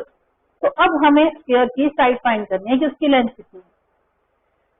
अब इसके लिए हम use करेंगे given condition का। अब given क्या है? Wire is in the shape of a rectangle. Wire किस शेप में है? एक रेक्टेंगल की शेप में।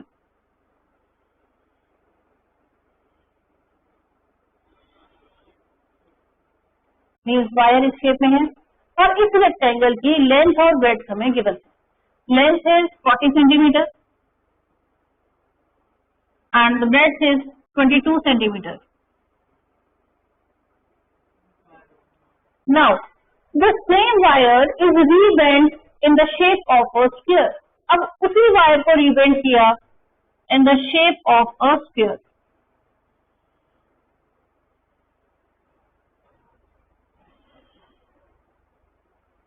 अब हमें फाइंड करनी है कि इस स्फीयर की हर एक साइड की लेंथ कितनी है। हम एज्यूम कर लेते हैं कि let each side be h. अब इसको कैसे फाइंड करें? इसके लिए हमें इस गिवन कंडीशन का यूज करना है। अब इस गिवन कंडीशन को एनालाइज करते हैं। देखो, पहले वायर इस रेक्टेंगल की शेप में थी, तो इस रेक्टेंगल में वायर कहाँ कहाँ पे यूज हो रही है? यहाँ पे, यहाँ पे, यहाँ पे, यहाँ पे, मीन्स अलोंग इट्स बाउंड्री। बता सकते हो इस वायर की टोटल लेंथ कितनी है? भाई जितनी इस रेक्टेंगल की बाउंड्री की टोटल लेंथ है, मीन्स जितना इस रेक्टेंगल का पेरीमीटर है। फिर उसी वायर को रीबेंट किया टू मेक दिस स्फीयर। अब इस स्फीयर में वायर कहाँ पे यूज हुई?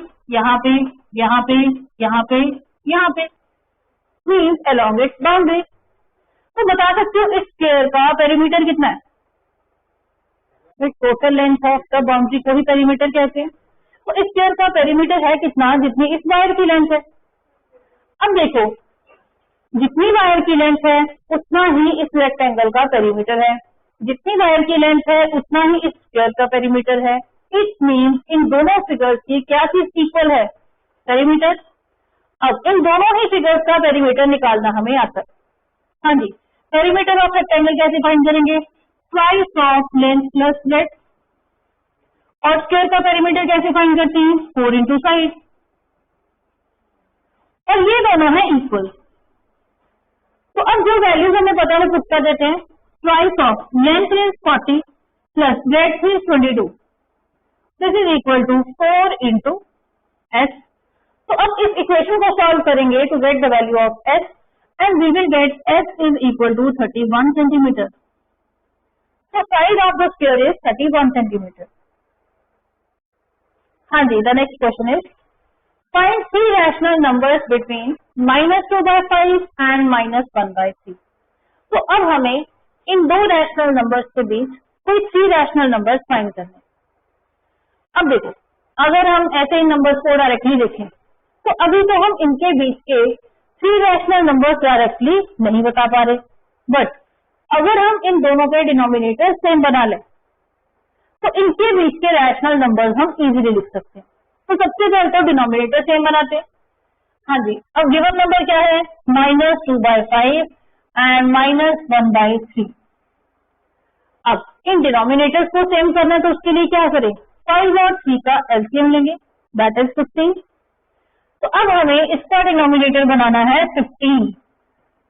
तो उसके लिए 5 को किससे मल्टीप्लाई किया? 3 से।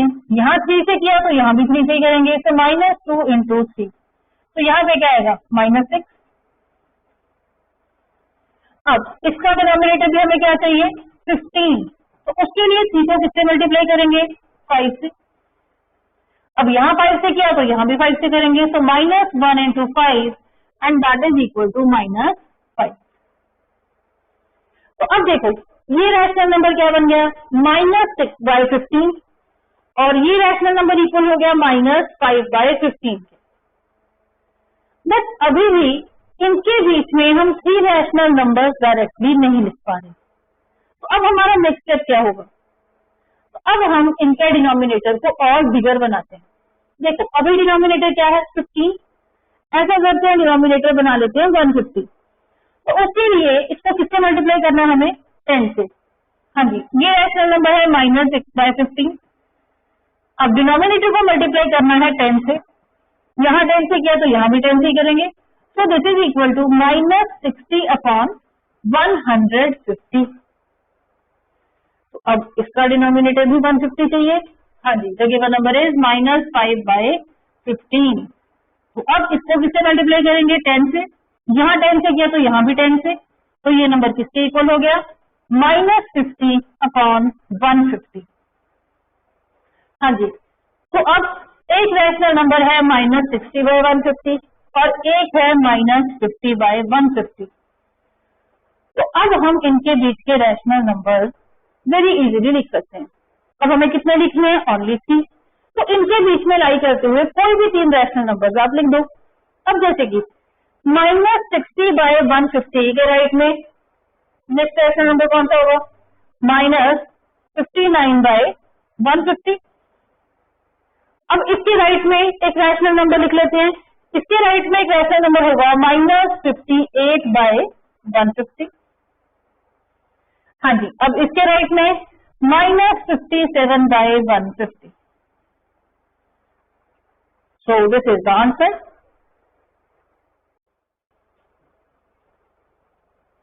हाँ जी, the next question is, if x is equal to this expression, y is equal to this expression, z is equal to this expression, then find z minus x minus y। तो अब हमें इसकी value find करनी है। हाँ जी, क्या find करना है हमें? z minus x minus y। तो इनकी वैल्यू कैसे फाइंड करेंगे? भाई, इन लेटर्स की जगह पे इनके कॉरेस्पॉन्डिंग एक्सप्रेशन हम पुट कर देंगे। अब z के इक्वल क्या है? We have given z is equal to this expression. तो सबसे पहले ये एक्सप्रेशन लिखेंगे, -3a² -b + 8। अब यहाँ पे साइन है माइनस। अब x की जगह पे क्या लिखेंगे? x is equal to this expression. अब यहाँ पे माइनस साइन था, तो माइनस के बाद जो क्वांटिटी आएगी उसको लिखेंगे ब्रैकेट में। तो इसकी वैल्यू है 5a² + 7b -4। अब इसके बाद नेक्स्ट साइन है यहाँ पे माइनस। अब y की जगह पे पुट करेंगे इसका corresponding expression, y is equal to this.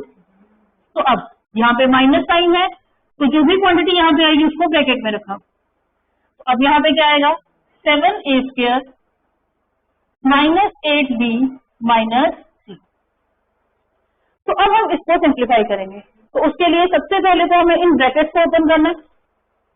सो इस एक्सप्रेशन को लिखा as it is -3a² -b + 8। अब ब्रैकेट ओपन करेंगे। अब 5 के आगे कौन सा साइन है? Plus, minus into plus minus 5a² minus plus minus 7b minus minus plus 4। अब यहाँ पे 7 के आगे कौन सा साइन है? Plus, minus into plus minus 7a² minus minus plus 8b minus minus plus 3। तो अब हमें इस एक्सप्रेशन को सिंप्लीफाई करना है, तो उसके लिए क्या करेंगे? लाइक टर्म्स को कंबाइन करेंगे। अब यहाँ पे है टर्म कंटेनिंग a²। अब क्या यहाँ पे इसकी कोई लाइक टर्म नजर आ रही है? अब ध्यान से देखो, this is the term containing a², this is also the term containing a²। हाँ जी, तो इनको इकट्ठा लिख लें, minus 3a² minus 5a² minus 7a²। Now the next one, अब यहाँ पे है माइनस b। अब क्या इसकी कोई लाइक टर्म नजर आ रही है? The term containing b, this is the term containing b and this is the term containing b। तो इनको इकट्ठा लिख लेते हैं, minus b minus 7b plus 8b। अब क्या बचा? कांस्टेंट टर्म्स, तो वो लिख लेते हैं, यहाँ पे है प्लस 8 प्लस 4 एंड प्लस 3। अब लाइक टर्म्स को ऐड कर लो। अब देखो, ये तीनों ही नेगेटिव है, सेम साइन है भाई, जब इनको सॉल्व करेंगे तो आंसर का साइन भी नेगेटिव। अब सेम साइन है तो ये तीनों ऐड होंगे। नाउ 3 प्लस 5 8 प्लस 7 15, तो यहाँ पे आया 15 इंटू a²। अब यहाँ पे ये दोनों नेगेटिव है और ये पॉजिटिव है। सबसे पहले सेम साइन वालों को ऐड कर लें, इन दोनों के सेम साइन है, इन दोनों को सॉल्व करेंगे तो इनका आंसर भी नेगेटिव होगा।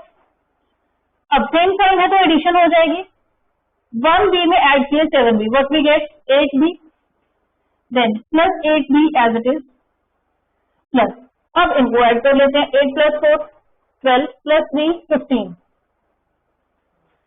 अब देखो, यहाँ पे है माइनस 8b और यहाँ पे प्लस 8b, ये तो कैंसिल हो गए, तो बचा क्या? Minus 15a² plus 15 and this is the answer. हाँ जी, the next question is simplify using laws of exponent. अब हमें इस एक्सप्रेशन को सिंप्लीफाई करना है यूजिंग लॉज ऑफ एक्सपोनेंट। तो इसके लिए सबसे पहला स्टेप क्या होगा? अब देखो, ये जो गिवन नंबर्स हैं इनको हम एक्सप्रेस करेंगे as powers of their prime factor. अब देखो, 2 एक प्राइम नंबर है, इसको लिखा एज इट इज, इंटू 3 भी प्राइम है, इसको लिखा एज इट इज, इंटू अब 64 को कैसे लिखेंगे? 2 रेज टू पावर 6 अपॉन 81 को कैसे लिखेंगे? 3 रेज टू पावर 4 इंटू 4 को कैसे लिखा? 4 को लिखा 2 रेज टू पावर 2। अब 4 की पावर है 2। हाँ जी, तो अब देखो, यहाँ भी 2 यहाँ भी 2, बेसेस आर सेम, नंबर हो रहे मल्टीप्लाई, तो इनकी पावर्स ऐड हो जाएंगी। सो 2 रेज टू पावर, इसकी पावर है 1 प्लस 6, कितना हुआ 7 into 3 raise to power 3 as it is upon 3 raise to power 4 into, अब यहाँ पे है ब्रैकेट, तो ये पावर्स मल्टीप्लाई होंगी, तो यहाँ पे क्या आया 2 रेज टू पावर 4। हाँ जी, अब देखो बेसेस सेम है, ये नंबर्स डिवाइड हो रहे हैं, तो इनकी पावर्स सब्ट्रैक्ट हो जाएंगी। तो 2 raise to power 7 minus 4 3 into 3 raise to power 3 over 3 raise to power 4। हाँ जी, अब बेस 2 वाला और कोई नंबर नहीं है। अब यहाँ पे है बेस 3, अब इसकी पावर कितनी है 3, और यहाँ पे जो नंबर है इसकी बेस 3 है और पावर है 4। अब इसको एक बेटर वे में लिखते हैं, इसको कैसे लिखें?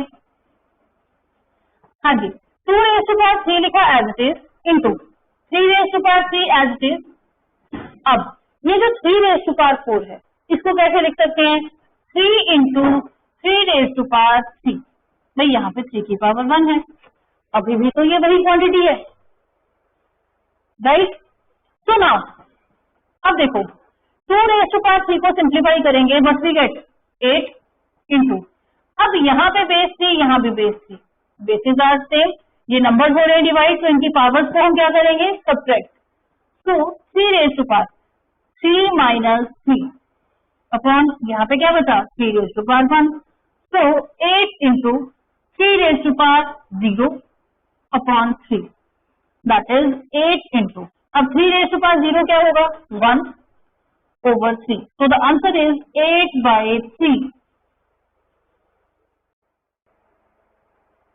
हाँ जी, the next question is, in the given figure, triangle ABC is an isosceles triangle such that AB is equal to AC and AD bisects angle BAC.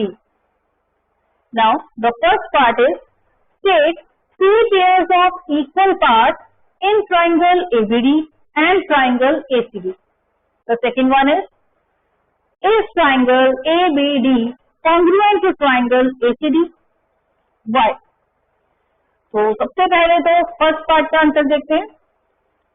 अब देखो, अब फर्स्ट पार्ट क्या है, हमें three pairs of equal parts लिखने हैं, किसमें? In triangle ABD, ABD इस ट्राइंगल, और ट्राइंगल ACD में ACD इस ट्राइंगल में। तो सबसे पहले तो ये देखते हैं कि गिवन क्या है।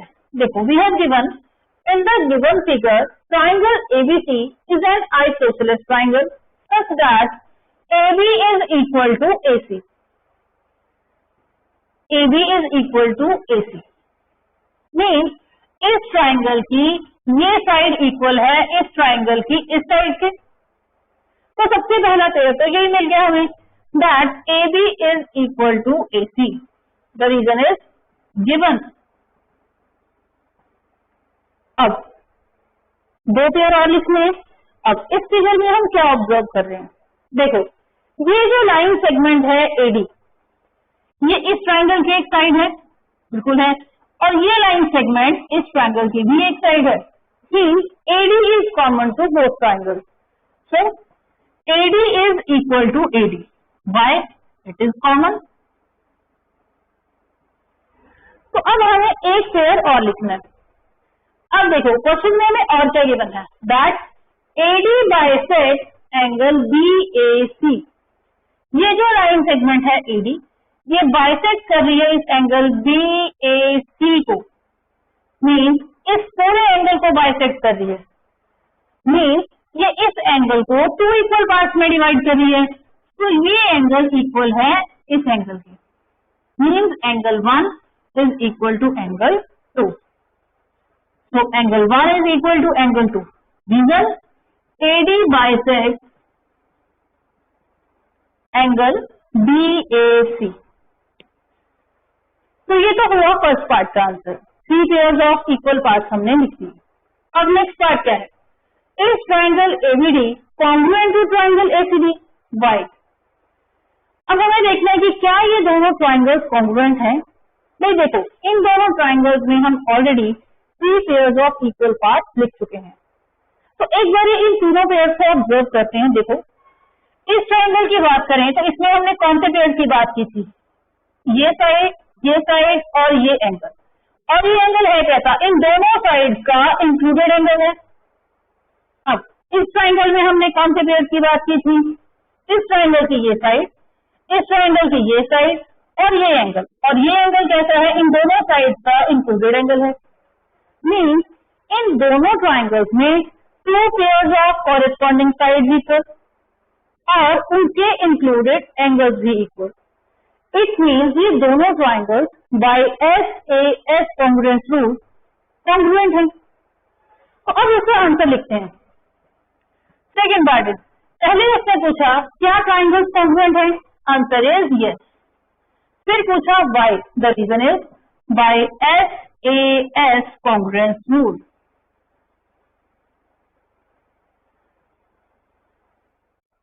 हाँ जी, the next question is, in a class of 50 students, 3/5 are girls. Each girl brings a ribbon of length 2 and 5 by 6 meters, and each boy brings a ribbon of length 3 and 1 by 4 meters. Find, the first one is number of girls and number of boys in the class. Second, the total length of ribbon collected by 50 students. तो सबसे पहले first part solve करते हैं। तो अब first part में हमें क्या फाइंड करना है? Number of girls and number of boys in the class. अब देखो, क्वेश्चन में हमें गिवन क्या है? In a class of 50 student, it means class में टोटल स्टूडेंट कितने हैं? 50। 3/5 आर गर्ल्स। 50 में से 3/5 क्या है? Girls. It means number of girls कितनी हुई?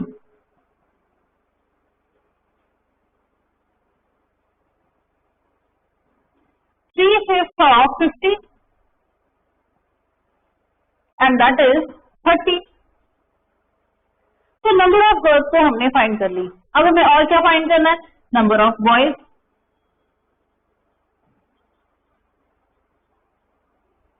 अब 50 स्टूडेंट्स में से 30 गर्ल्स हैं, तो बॉयज कितने हुए? 20। हाँ जी। तो अब देखते हैं सेकंड पार्ट। अब सेकंड में हमें क्या फाइंड करना है? Total length of the ribbon collected by 50 students. अब ये कैसे पता चलेगा भाई? इसके लिए हमें बेसिकली ये देखना है कि क्लास में जितनी भी गर्ल्स हैं उन्होंने रिबन की टोटल कितनी लेंथ कलेक्ट की, प्लस क्लास में जितने भी बॉयज हैं उन सबने रिबन की टोटल लेंथ कितनी कलेक्ट की। तो अब देखो, इससे रिलेटेड हमें क्वेश्चन में गिवन क्या है? That each girl brings a ribbon of length 2 and 5 by 6 metre. हर एक गर्ल के पास कितने लेंथ का रिबन है? That is 2 and 5 by 6 metre. अब ये एक मिक्स फ्रैक्शन है, तो इसको इम्प्रॉपर में कन्वर्ट कर लेते हैं। तो this quantity is equal to 17 by 6 metre. अब ये क्या है? Length of ribbon that one girl है। अब ऐसी कितनी गर्ल्स हैं? क्लास में है 30 गर्ल्स, तो 30 गर्ल्स ने कितनी लेंथ कलेक्ट की? अब 1 ने कलेक्ट की है 17 by 6, तो 30 ने कितने की? 30 into 17 by 6। अब इसको सिंप्लीफाई करोगे, यू विल गेट 85 मीटर। अब गर्ल्स ने रिबन की टोटल कितनी लेंथ कलेक्ट की वो तो हमने फाइंड कर लिया। अब देखते हैं बॉयज के पास कितनी लेंथ है। अब क्वेश्चन में हमें क्या गिवन है? Each boy brings a ribbon of length 3 and 1 by 4 metre. हाँ जी, एक बॉय के पास रिबन की कितनी लेंथ है? 3 and 1 by 4 मीटर। इसको इन प्रॉपर फ्रैक्शन में कन्वर्ट करें तो ये क्वांटिटी क्या बनेगी? 13 by 4 मीटर। अब कितने बॉयज हैं क्लास में? 20। तो 20 बॉयज के पास कितनी लेंथ है रिबन की? 20 into 13 by 4 and that is 65 metre. तो क्लास के 50 स्टूडेंट्स के पास रिबन की टोटल कितनी लेंथ है? That is 85 metre plus 65, which is equal to 150 meters. हाँ जी, the next question is, in the given figure, name the following pairs of angles. The first one is vertically opposite angles, second adjacent complementary angles, third unequal supplementary angles, and this figure is given to us. हाँ जी, सबसे पहले देखते हैं pairs of vertically opposite angles. अब vertically opposite angles कब बनते हैं? जब दो लाइंस इंटरसेक्ट करती हैं। अब गिवन फिगर को हम ध्यान से ऑब्जर्व करें तो यहाँ पर ये लाइन AC और BD ये इंटरसेक्ट कर रही है एट पॉइंट O। अब इनके बीच में कौन से पेयर्स ऑफ एंगल्स बन रहे हैं? एक तो ये एंगल फॉर्म हो रहा है और एक ये एंगल। हाँ जी, तो ये दोनों एंगल्स कैसे हैं? Vertically opposite angles. तो एक पेयर कौन सा हुआ? Angle AOV and angle COD।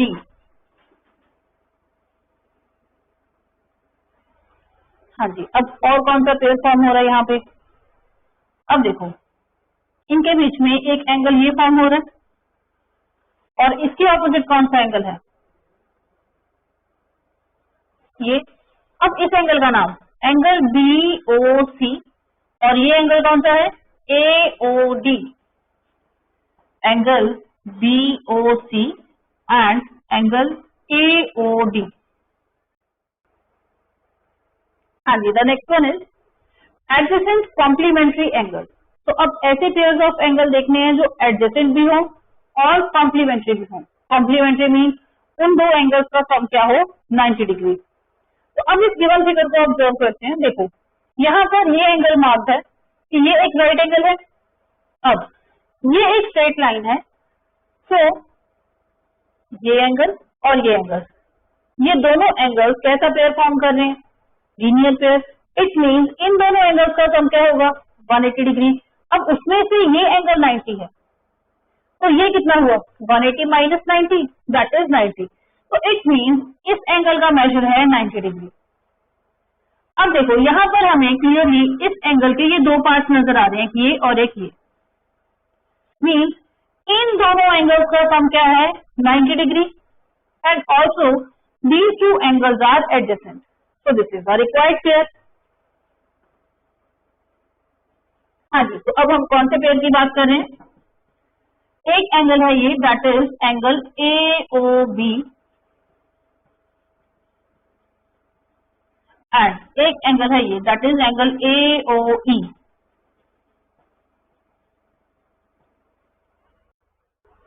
हाँ जी, the next one is unequal supplementary angles.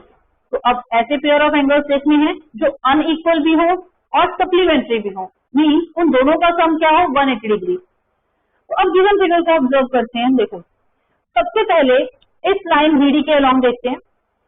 अब इसमें एक एंगल यहाँ पे फॉर्म हो रहा है ये, और एक एंगल है ये। अब देखो ये दोनों एंगल्स कैसा पेयर फॉर्म कर रहे हैं? Linear pair. इट मीन्स इन दोनों का सम कितना हुआ?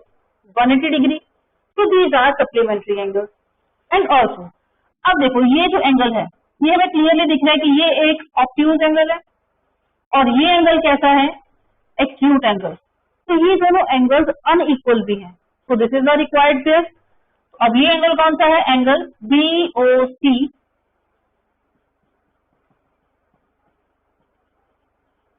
एंड ये angle COD।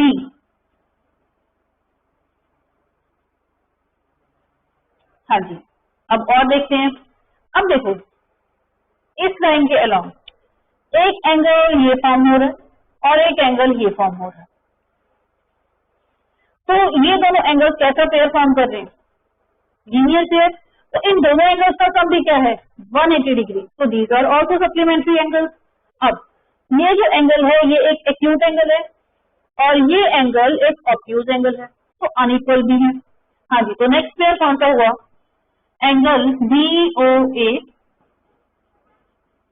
And angle AOD।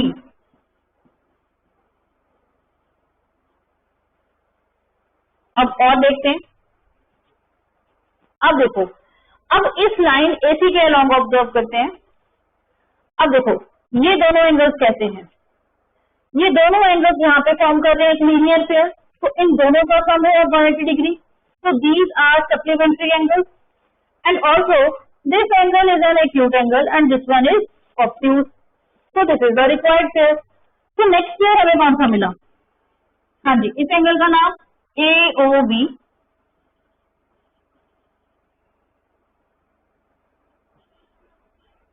and इस एंगल का नाम BOC।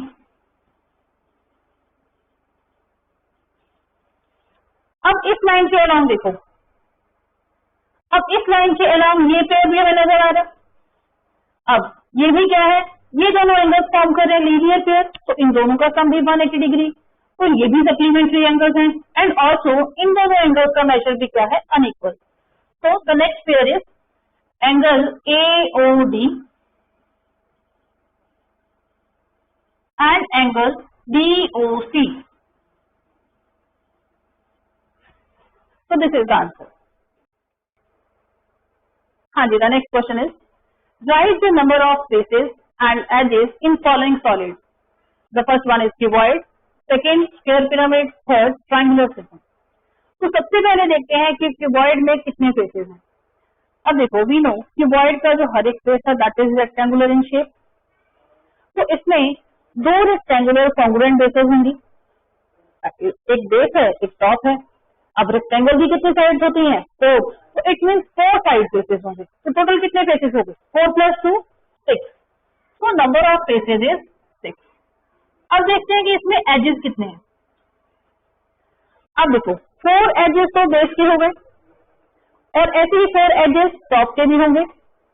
अब साइड फेसेस पे कितने एजेस होंगे? 1 2 3 4। अब 4 बेस के थे, 4 टॉप के और 4 मिले साइड में, तो टोटल कितने हो गए 12. तो number of edges is 12. The next shape is square pyramid. अब देखते हैं कि स्क्वायर पिरामिड में कितने फेसेस हैं. स्क्वायर पिरामिड है तो एक स्क्वायर बेस होगी. अब स्क्वायर की कितनी साइड्स होती हैं 4, तो इसमें 4 साइड ट्रायंगुलर फेसेस होंगे. अब 4 साइड फेसेस हैं और एक बेस, कितने हो गए टोटल 5. अब देखते हैं कि इसमें एजेस कितने हैं. अब देखो स्क्वायर बेस है तो 4 एजेस तो बेस में ही होंगे. अब 4 एजेस जो है वो साइड में होंगे, तो टोटल कितने हो गए 8. The next one is triangular prism. अब देखते हैं कि इसमें कितने फेसेस हैं. ट्रायंगुलर प्रिज्म है मीन इसमें 2 कॉन्ग्रुएंट ट्रायंगुलर बेसेस हैं. अब ट्रायंगल की कितनी साइड्स हैं 3, तो 3 साइड फेसेस हैं. अब 3 साइड फेसेस, एक टॉप एक बॉटम, कितने हो गए 5. अब देखते हैं इसमें नंबर ऑफ एजेस. अब एजेस कितने होंगे 3 एजेस तो बेस में हो गए. अब 3 एजेस होंगे टॉप में और 3 एजेस साइड फेसेस में हो गए, तो टोटल एजेस कितने हुए 9. हाँ जी, the next question is in the given figure name the altitude and median of triangle ABC. अब ये फिगर हमें गिवन है. अब इस ट्राइंगल ABC का ऑल्टीट्यूड और मीडियन बताना है. ऑल्टीट्यूड ऑफ ट्राइंगल होता क्या है, a perpendicular drawn from a vertex of a triangle to its opposite side. अब गिवन फिगर को ध्यान से ऑब्जर्व करो. अब यहाँ पे हमें दिख रहा है कि ये एंगल है 90 डिग्री का और ये लाइन सेगमेंट कैसी है भाई, वर्टेक्स ए से ये परपेंडिकुलर ड्रॉ किया हुआ है तो इस साइड BC पे. It means AD is altitude of this triangle. तो ऑल्टीट्यूड इज AD. अब हम बात करते हैं इस ट्राइंगल के मीडियन की. मीडियन क्या होता है, the line segment joining vertex of a triangle to mid point of its opposite side. अब गिवन फिगर को ध्यान से ऑब्जर्व करें तो ऐसी कौन सी लाइन सेगमेंट हमें यहाँ पे नजर आ रही है, that is AE. So median of this triangle is AE. अब इसी क्वेश्चन का next part, in the given figure find the value of A, B and C. और ये फिगर हमें गिवन है. अब इस फिगर में हमें A, B और C की वैल्यूज बतानी है. अब ये देखो कि इस फिगर में इनमें से कौन सा एंगल हम वेरी इजीली फाइंड कर सकते हैं. ध्यान से गिवन फिगर को ऑब्जर्व करो. देखो ये जो एंगल C है ये इस ट्राइंगल ADC का एक एंगल है और इस ट्राइंगल के ये 2 एंगल्स हमें पता है. And we know in a triangle the sum of its 3 angles is 180 degree. That is angles and property of triangle. अब इसमें इन दोनों एंगल्स का मेजर हमें पता है, तो इन दोनों का सम कितना हुआ 60 + 70 that is 130 डिग्री. तो अब एंगल C का मेजर क्या होगा 180 minus 130 degree and that is 50 degree. तो एंगल C तो हमें पता चल गया. अब ये देखो कि इसकी हेल्प से हम और कौन सा एंगल फाइंड कर सकते हैं. क्लियरली दिख रहा है कि ये एक स्ट्रेट लाइन है और ये पेयर ऑफ एंगल्स क्या फॉर्म कर रहे हैं, लीनियर पेयर. इट मींस इन दोनों का सम कितना है 180. उसमें से ये है 50 डिग्री, तो ये कितना होगा 180 माइनस 50 दैट इज 130 डिग्री. तो एंगल B भी मिल गया. अब देखते हैं कि एंगल A का मेजर क्या होगा. अब देखो ये जो एंगल है ये इस ट्राइंगल ADB का एक एंगल है और इस ट्राइंगल में हमें इन 2 एंगल्स का मेजर पता है. So by angle sum property of triangle we can find the measure of angle A. हाँ जी, अब देखो इन दोनों का सम कितना होगा 130 + 30 दैट इज 160 डिग्री. 2 का सम आ गया 160 डिग्री. तो तीसरे एंगल का मेजर क्या होगा 180 minus 160 that is 20 degree. So major of angle A is 20 degree. And this is the answer. हाँ जी, the next question is solve this equation. अब ये इक्वेशन सॉल्व करनी है. Means we want to find the value of x which satisfies this equation. तो अब देखते हैं x की वैल्यू कैसे फाइंड करें. अब देखो यहाँ पे हमें दिख रहा है कि डिनोमिनेटर है 10। सबसे पहले तो हम इस इक्वेशन को और सिंपलर कर लेते हैं। उसके लिए इस 10 को शिफ्ट करेंगे इधर। ये 10 यहाँ पे हो रहा है डिवाइड, इधर जाएगा तो मल्टीप्लाई हो जाएगा। तो वी गेट 10 इंटू, अब 10 मल्टीप्लाई होगा इस पूरी क्वांटिटी से, इसलिए हम इस पूरी क्वांटिटी को रखेंगे ब्रैकेट में। तो 2x minus 3 this is equal to, अब यहाँ पे बचा क्या, ये न्यूमरेटर 3 इंटू 5x माइनस 12। अब इस ब्रैकेट से ओपन कर लेते हैं। हाँ जी, अब ये जो 10 है ये पूरी क्वांटिटी से मल्टीप्लाई हो रहा है, मीन्स 2x से भी मल्टीप्लाई हो रहा है और 3 से भी। 10 को मल्टीप्लाई किया 2x से, वी गेट 28 माइनस 10 इंटू 3 30। अब इस ब्रैकेट को ओपन करते हैं, ये 3 भी इस पूरी क्वांटिटी से मल्टीप्लाई हो रहा है, मीन्स ये 5x से भी मल्टीप्लाई हो रहा है और 12 से भी। पहले 3 को मल्टीप्लाई किया 5x से, वी गेट 15x माइनस, अब 3 को मल्टीप्लाई किया 12 से, वी गेट 36। तो अब तो ये इक्वेशन बिल्कुल सिंपल हो गई है। इसे आप सॉल्व करोगे then you will get x is equal to -6/5। हाँ जी, the next question is the present ages of Rohan and Divya are in the ratio 4:3। 6 years later, their ages will be in the ratio 6:5. Find their present ages. तो अब हमें इन दोनों की present as find करनी है। अब देखते हैं क्वेश्चन में गिवन क्या है। The present ages of Rohan and Divya are in the ratio 4:3। इन दोनों की प्रेजेंट एज की रेशियो हमें दी हुई है।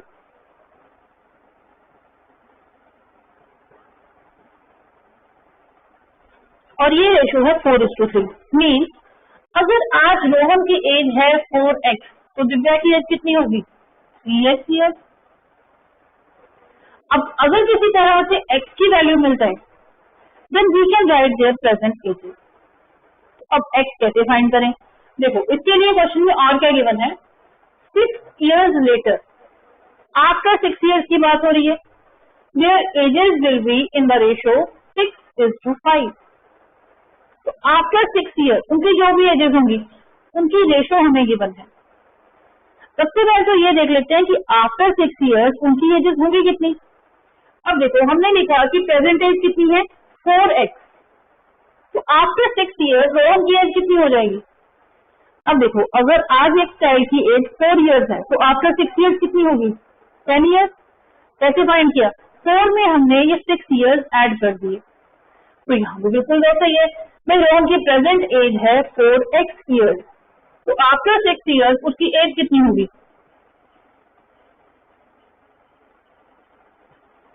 4x plus 6 years, right. Similarly after 6 years Divya की एज कितनी हो जाएगी 3x plus 6 years.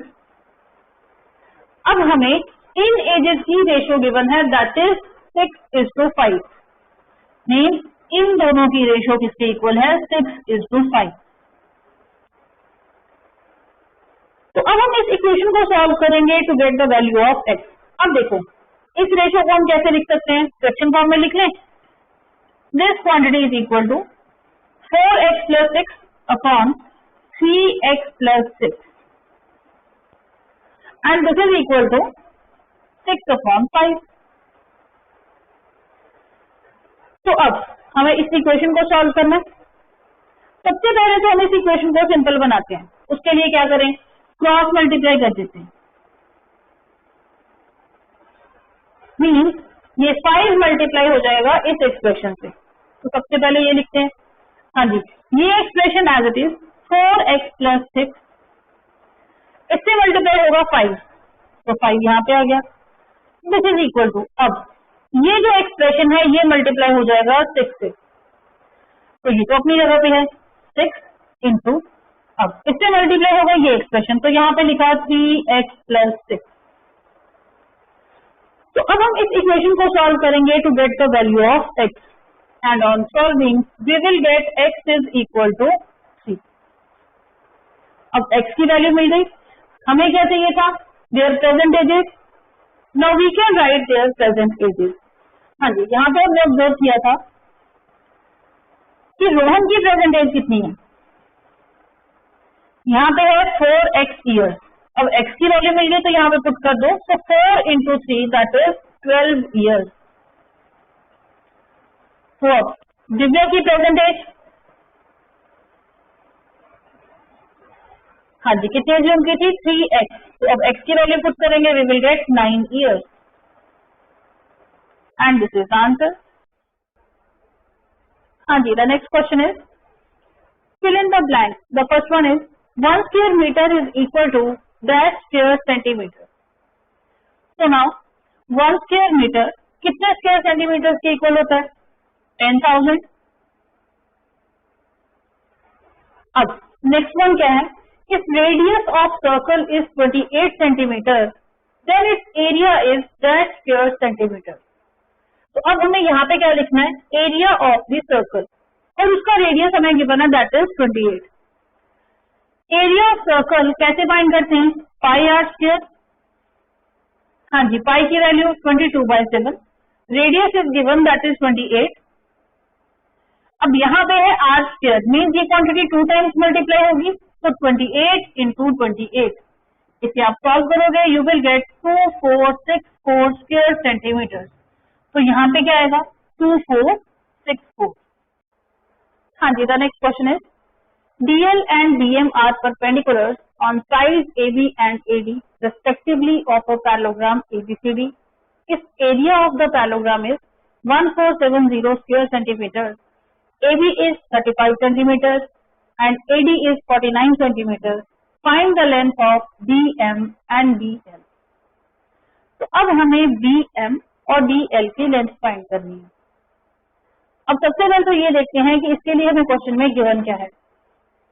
We have given area of this parallelogram is 1470 square centimeter, और हमें क्या गिवन है? AB की लेंथ गिवन है, मीन्स ये डिस्टेंस कितना है? 35 सेंटीमीटर, और क्या गिवन है? AD is 49 सेंटीमीटर, मीन्स ये डिस्टेंस कितना है? 49 सेंटीमीटर। तो सबसे पहले तो ये देखते हैं कि BM की लेंथ कैसे फाइंड करें। हाँ जी, अब BM ये डिस्टेंस है। अब बेसिकली ये है क्या? वर्टेक्स B से एक परपेंडिकुलर ड्रॉप किया है इस ऑपोजिट साइड AD पे। तो ये BM क्या बन गया इस पैरेललोग्राम का? ये इस पैरेललोग्राम की हाइट है।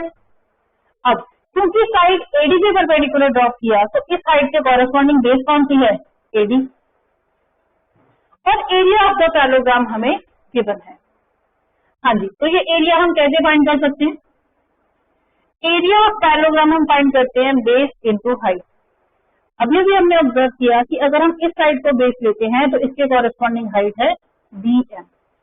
तो area of this parallelogram is base that is AD into height that is BM। तो अब इनकी वैल्यूज पुट कर देंगे। एरिया इज 1470 and AD की लेंथ भी गिवन है दैट इज 49 into BM। तो अब इस इक्वेशन को सॉल्व करेंगे, we will get the length of BM। तो ये वैल्यू कितनी आएगी? 30 सेंटीमीटर। अब BM तो मिल गया, अब हमें फाइंड करनी है लेंथ ऑफ DL। DL क्या है? ये डिस्टेंस, मीन्स वर्टेक्स B से एक परपेंडिकुलर ड्रॉप किया हुआ है इस ऑपोजिट साइड AB पे। तो ये DL ही क्या है? हाइट ऑफ दिस पैरेललोग्राम, और इस हाइट के कॉरेस्पॉन्डिंग बेस कौन सी है? देखो, ये परपेंडिकुलर ड्रॉप किया हुआ है साइड AB पे, तो इसके कॉरेस्पॉन्डिंग बेस कौन सी हुई? AB।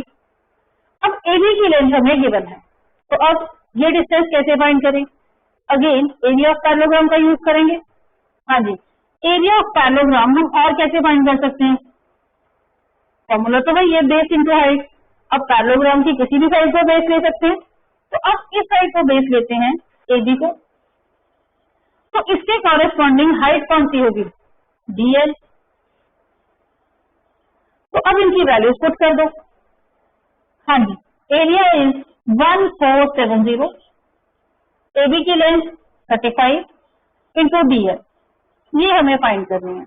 अब इस इक्वेशन को हम सॉल्व करेंगे, we will get the length of DL and that is 42 centimeters. So this was the discussion of the test. I hope you enjoyed the discussion. If you like the video, please share it with your family and friends and give us your feedback in the comment section. Thank you.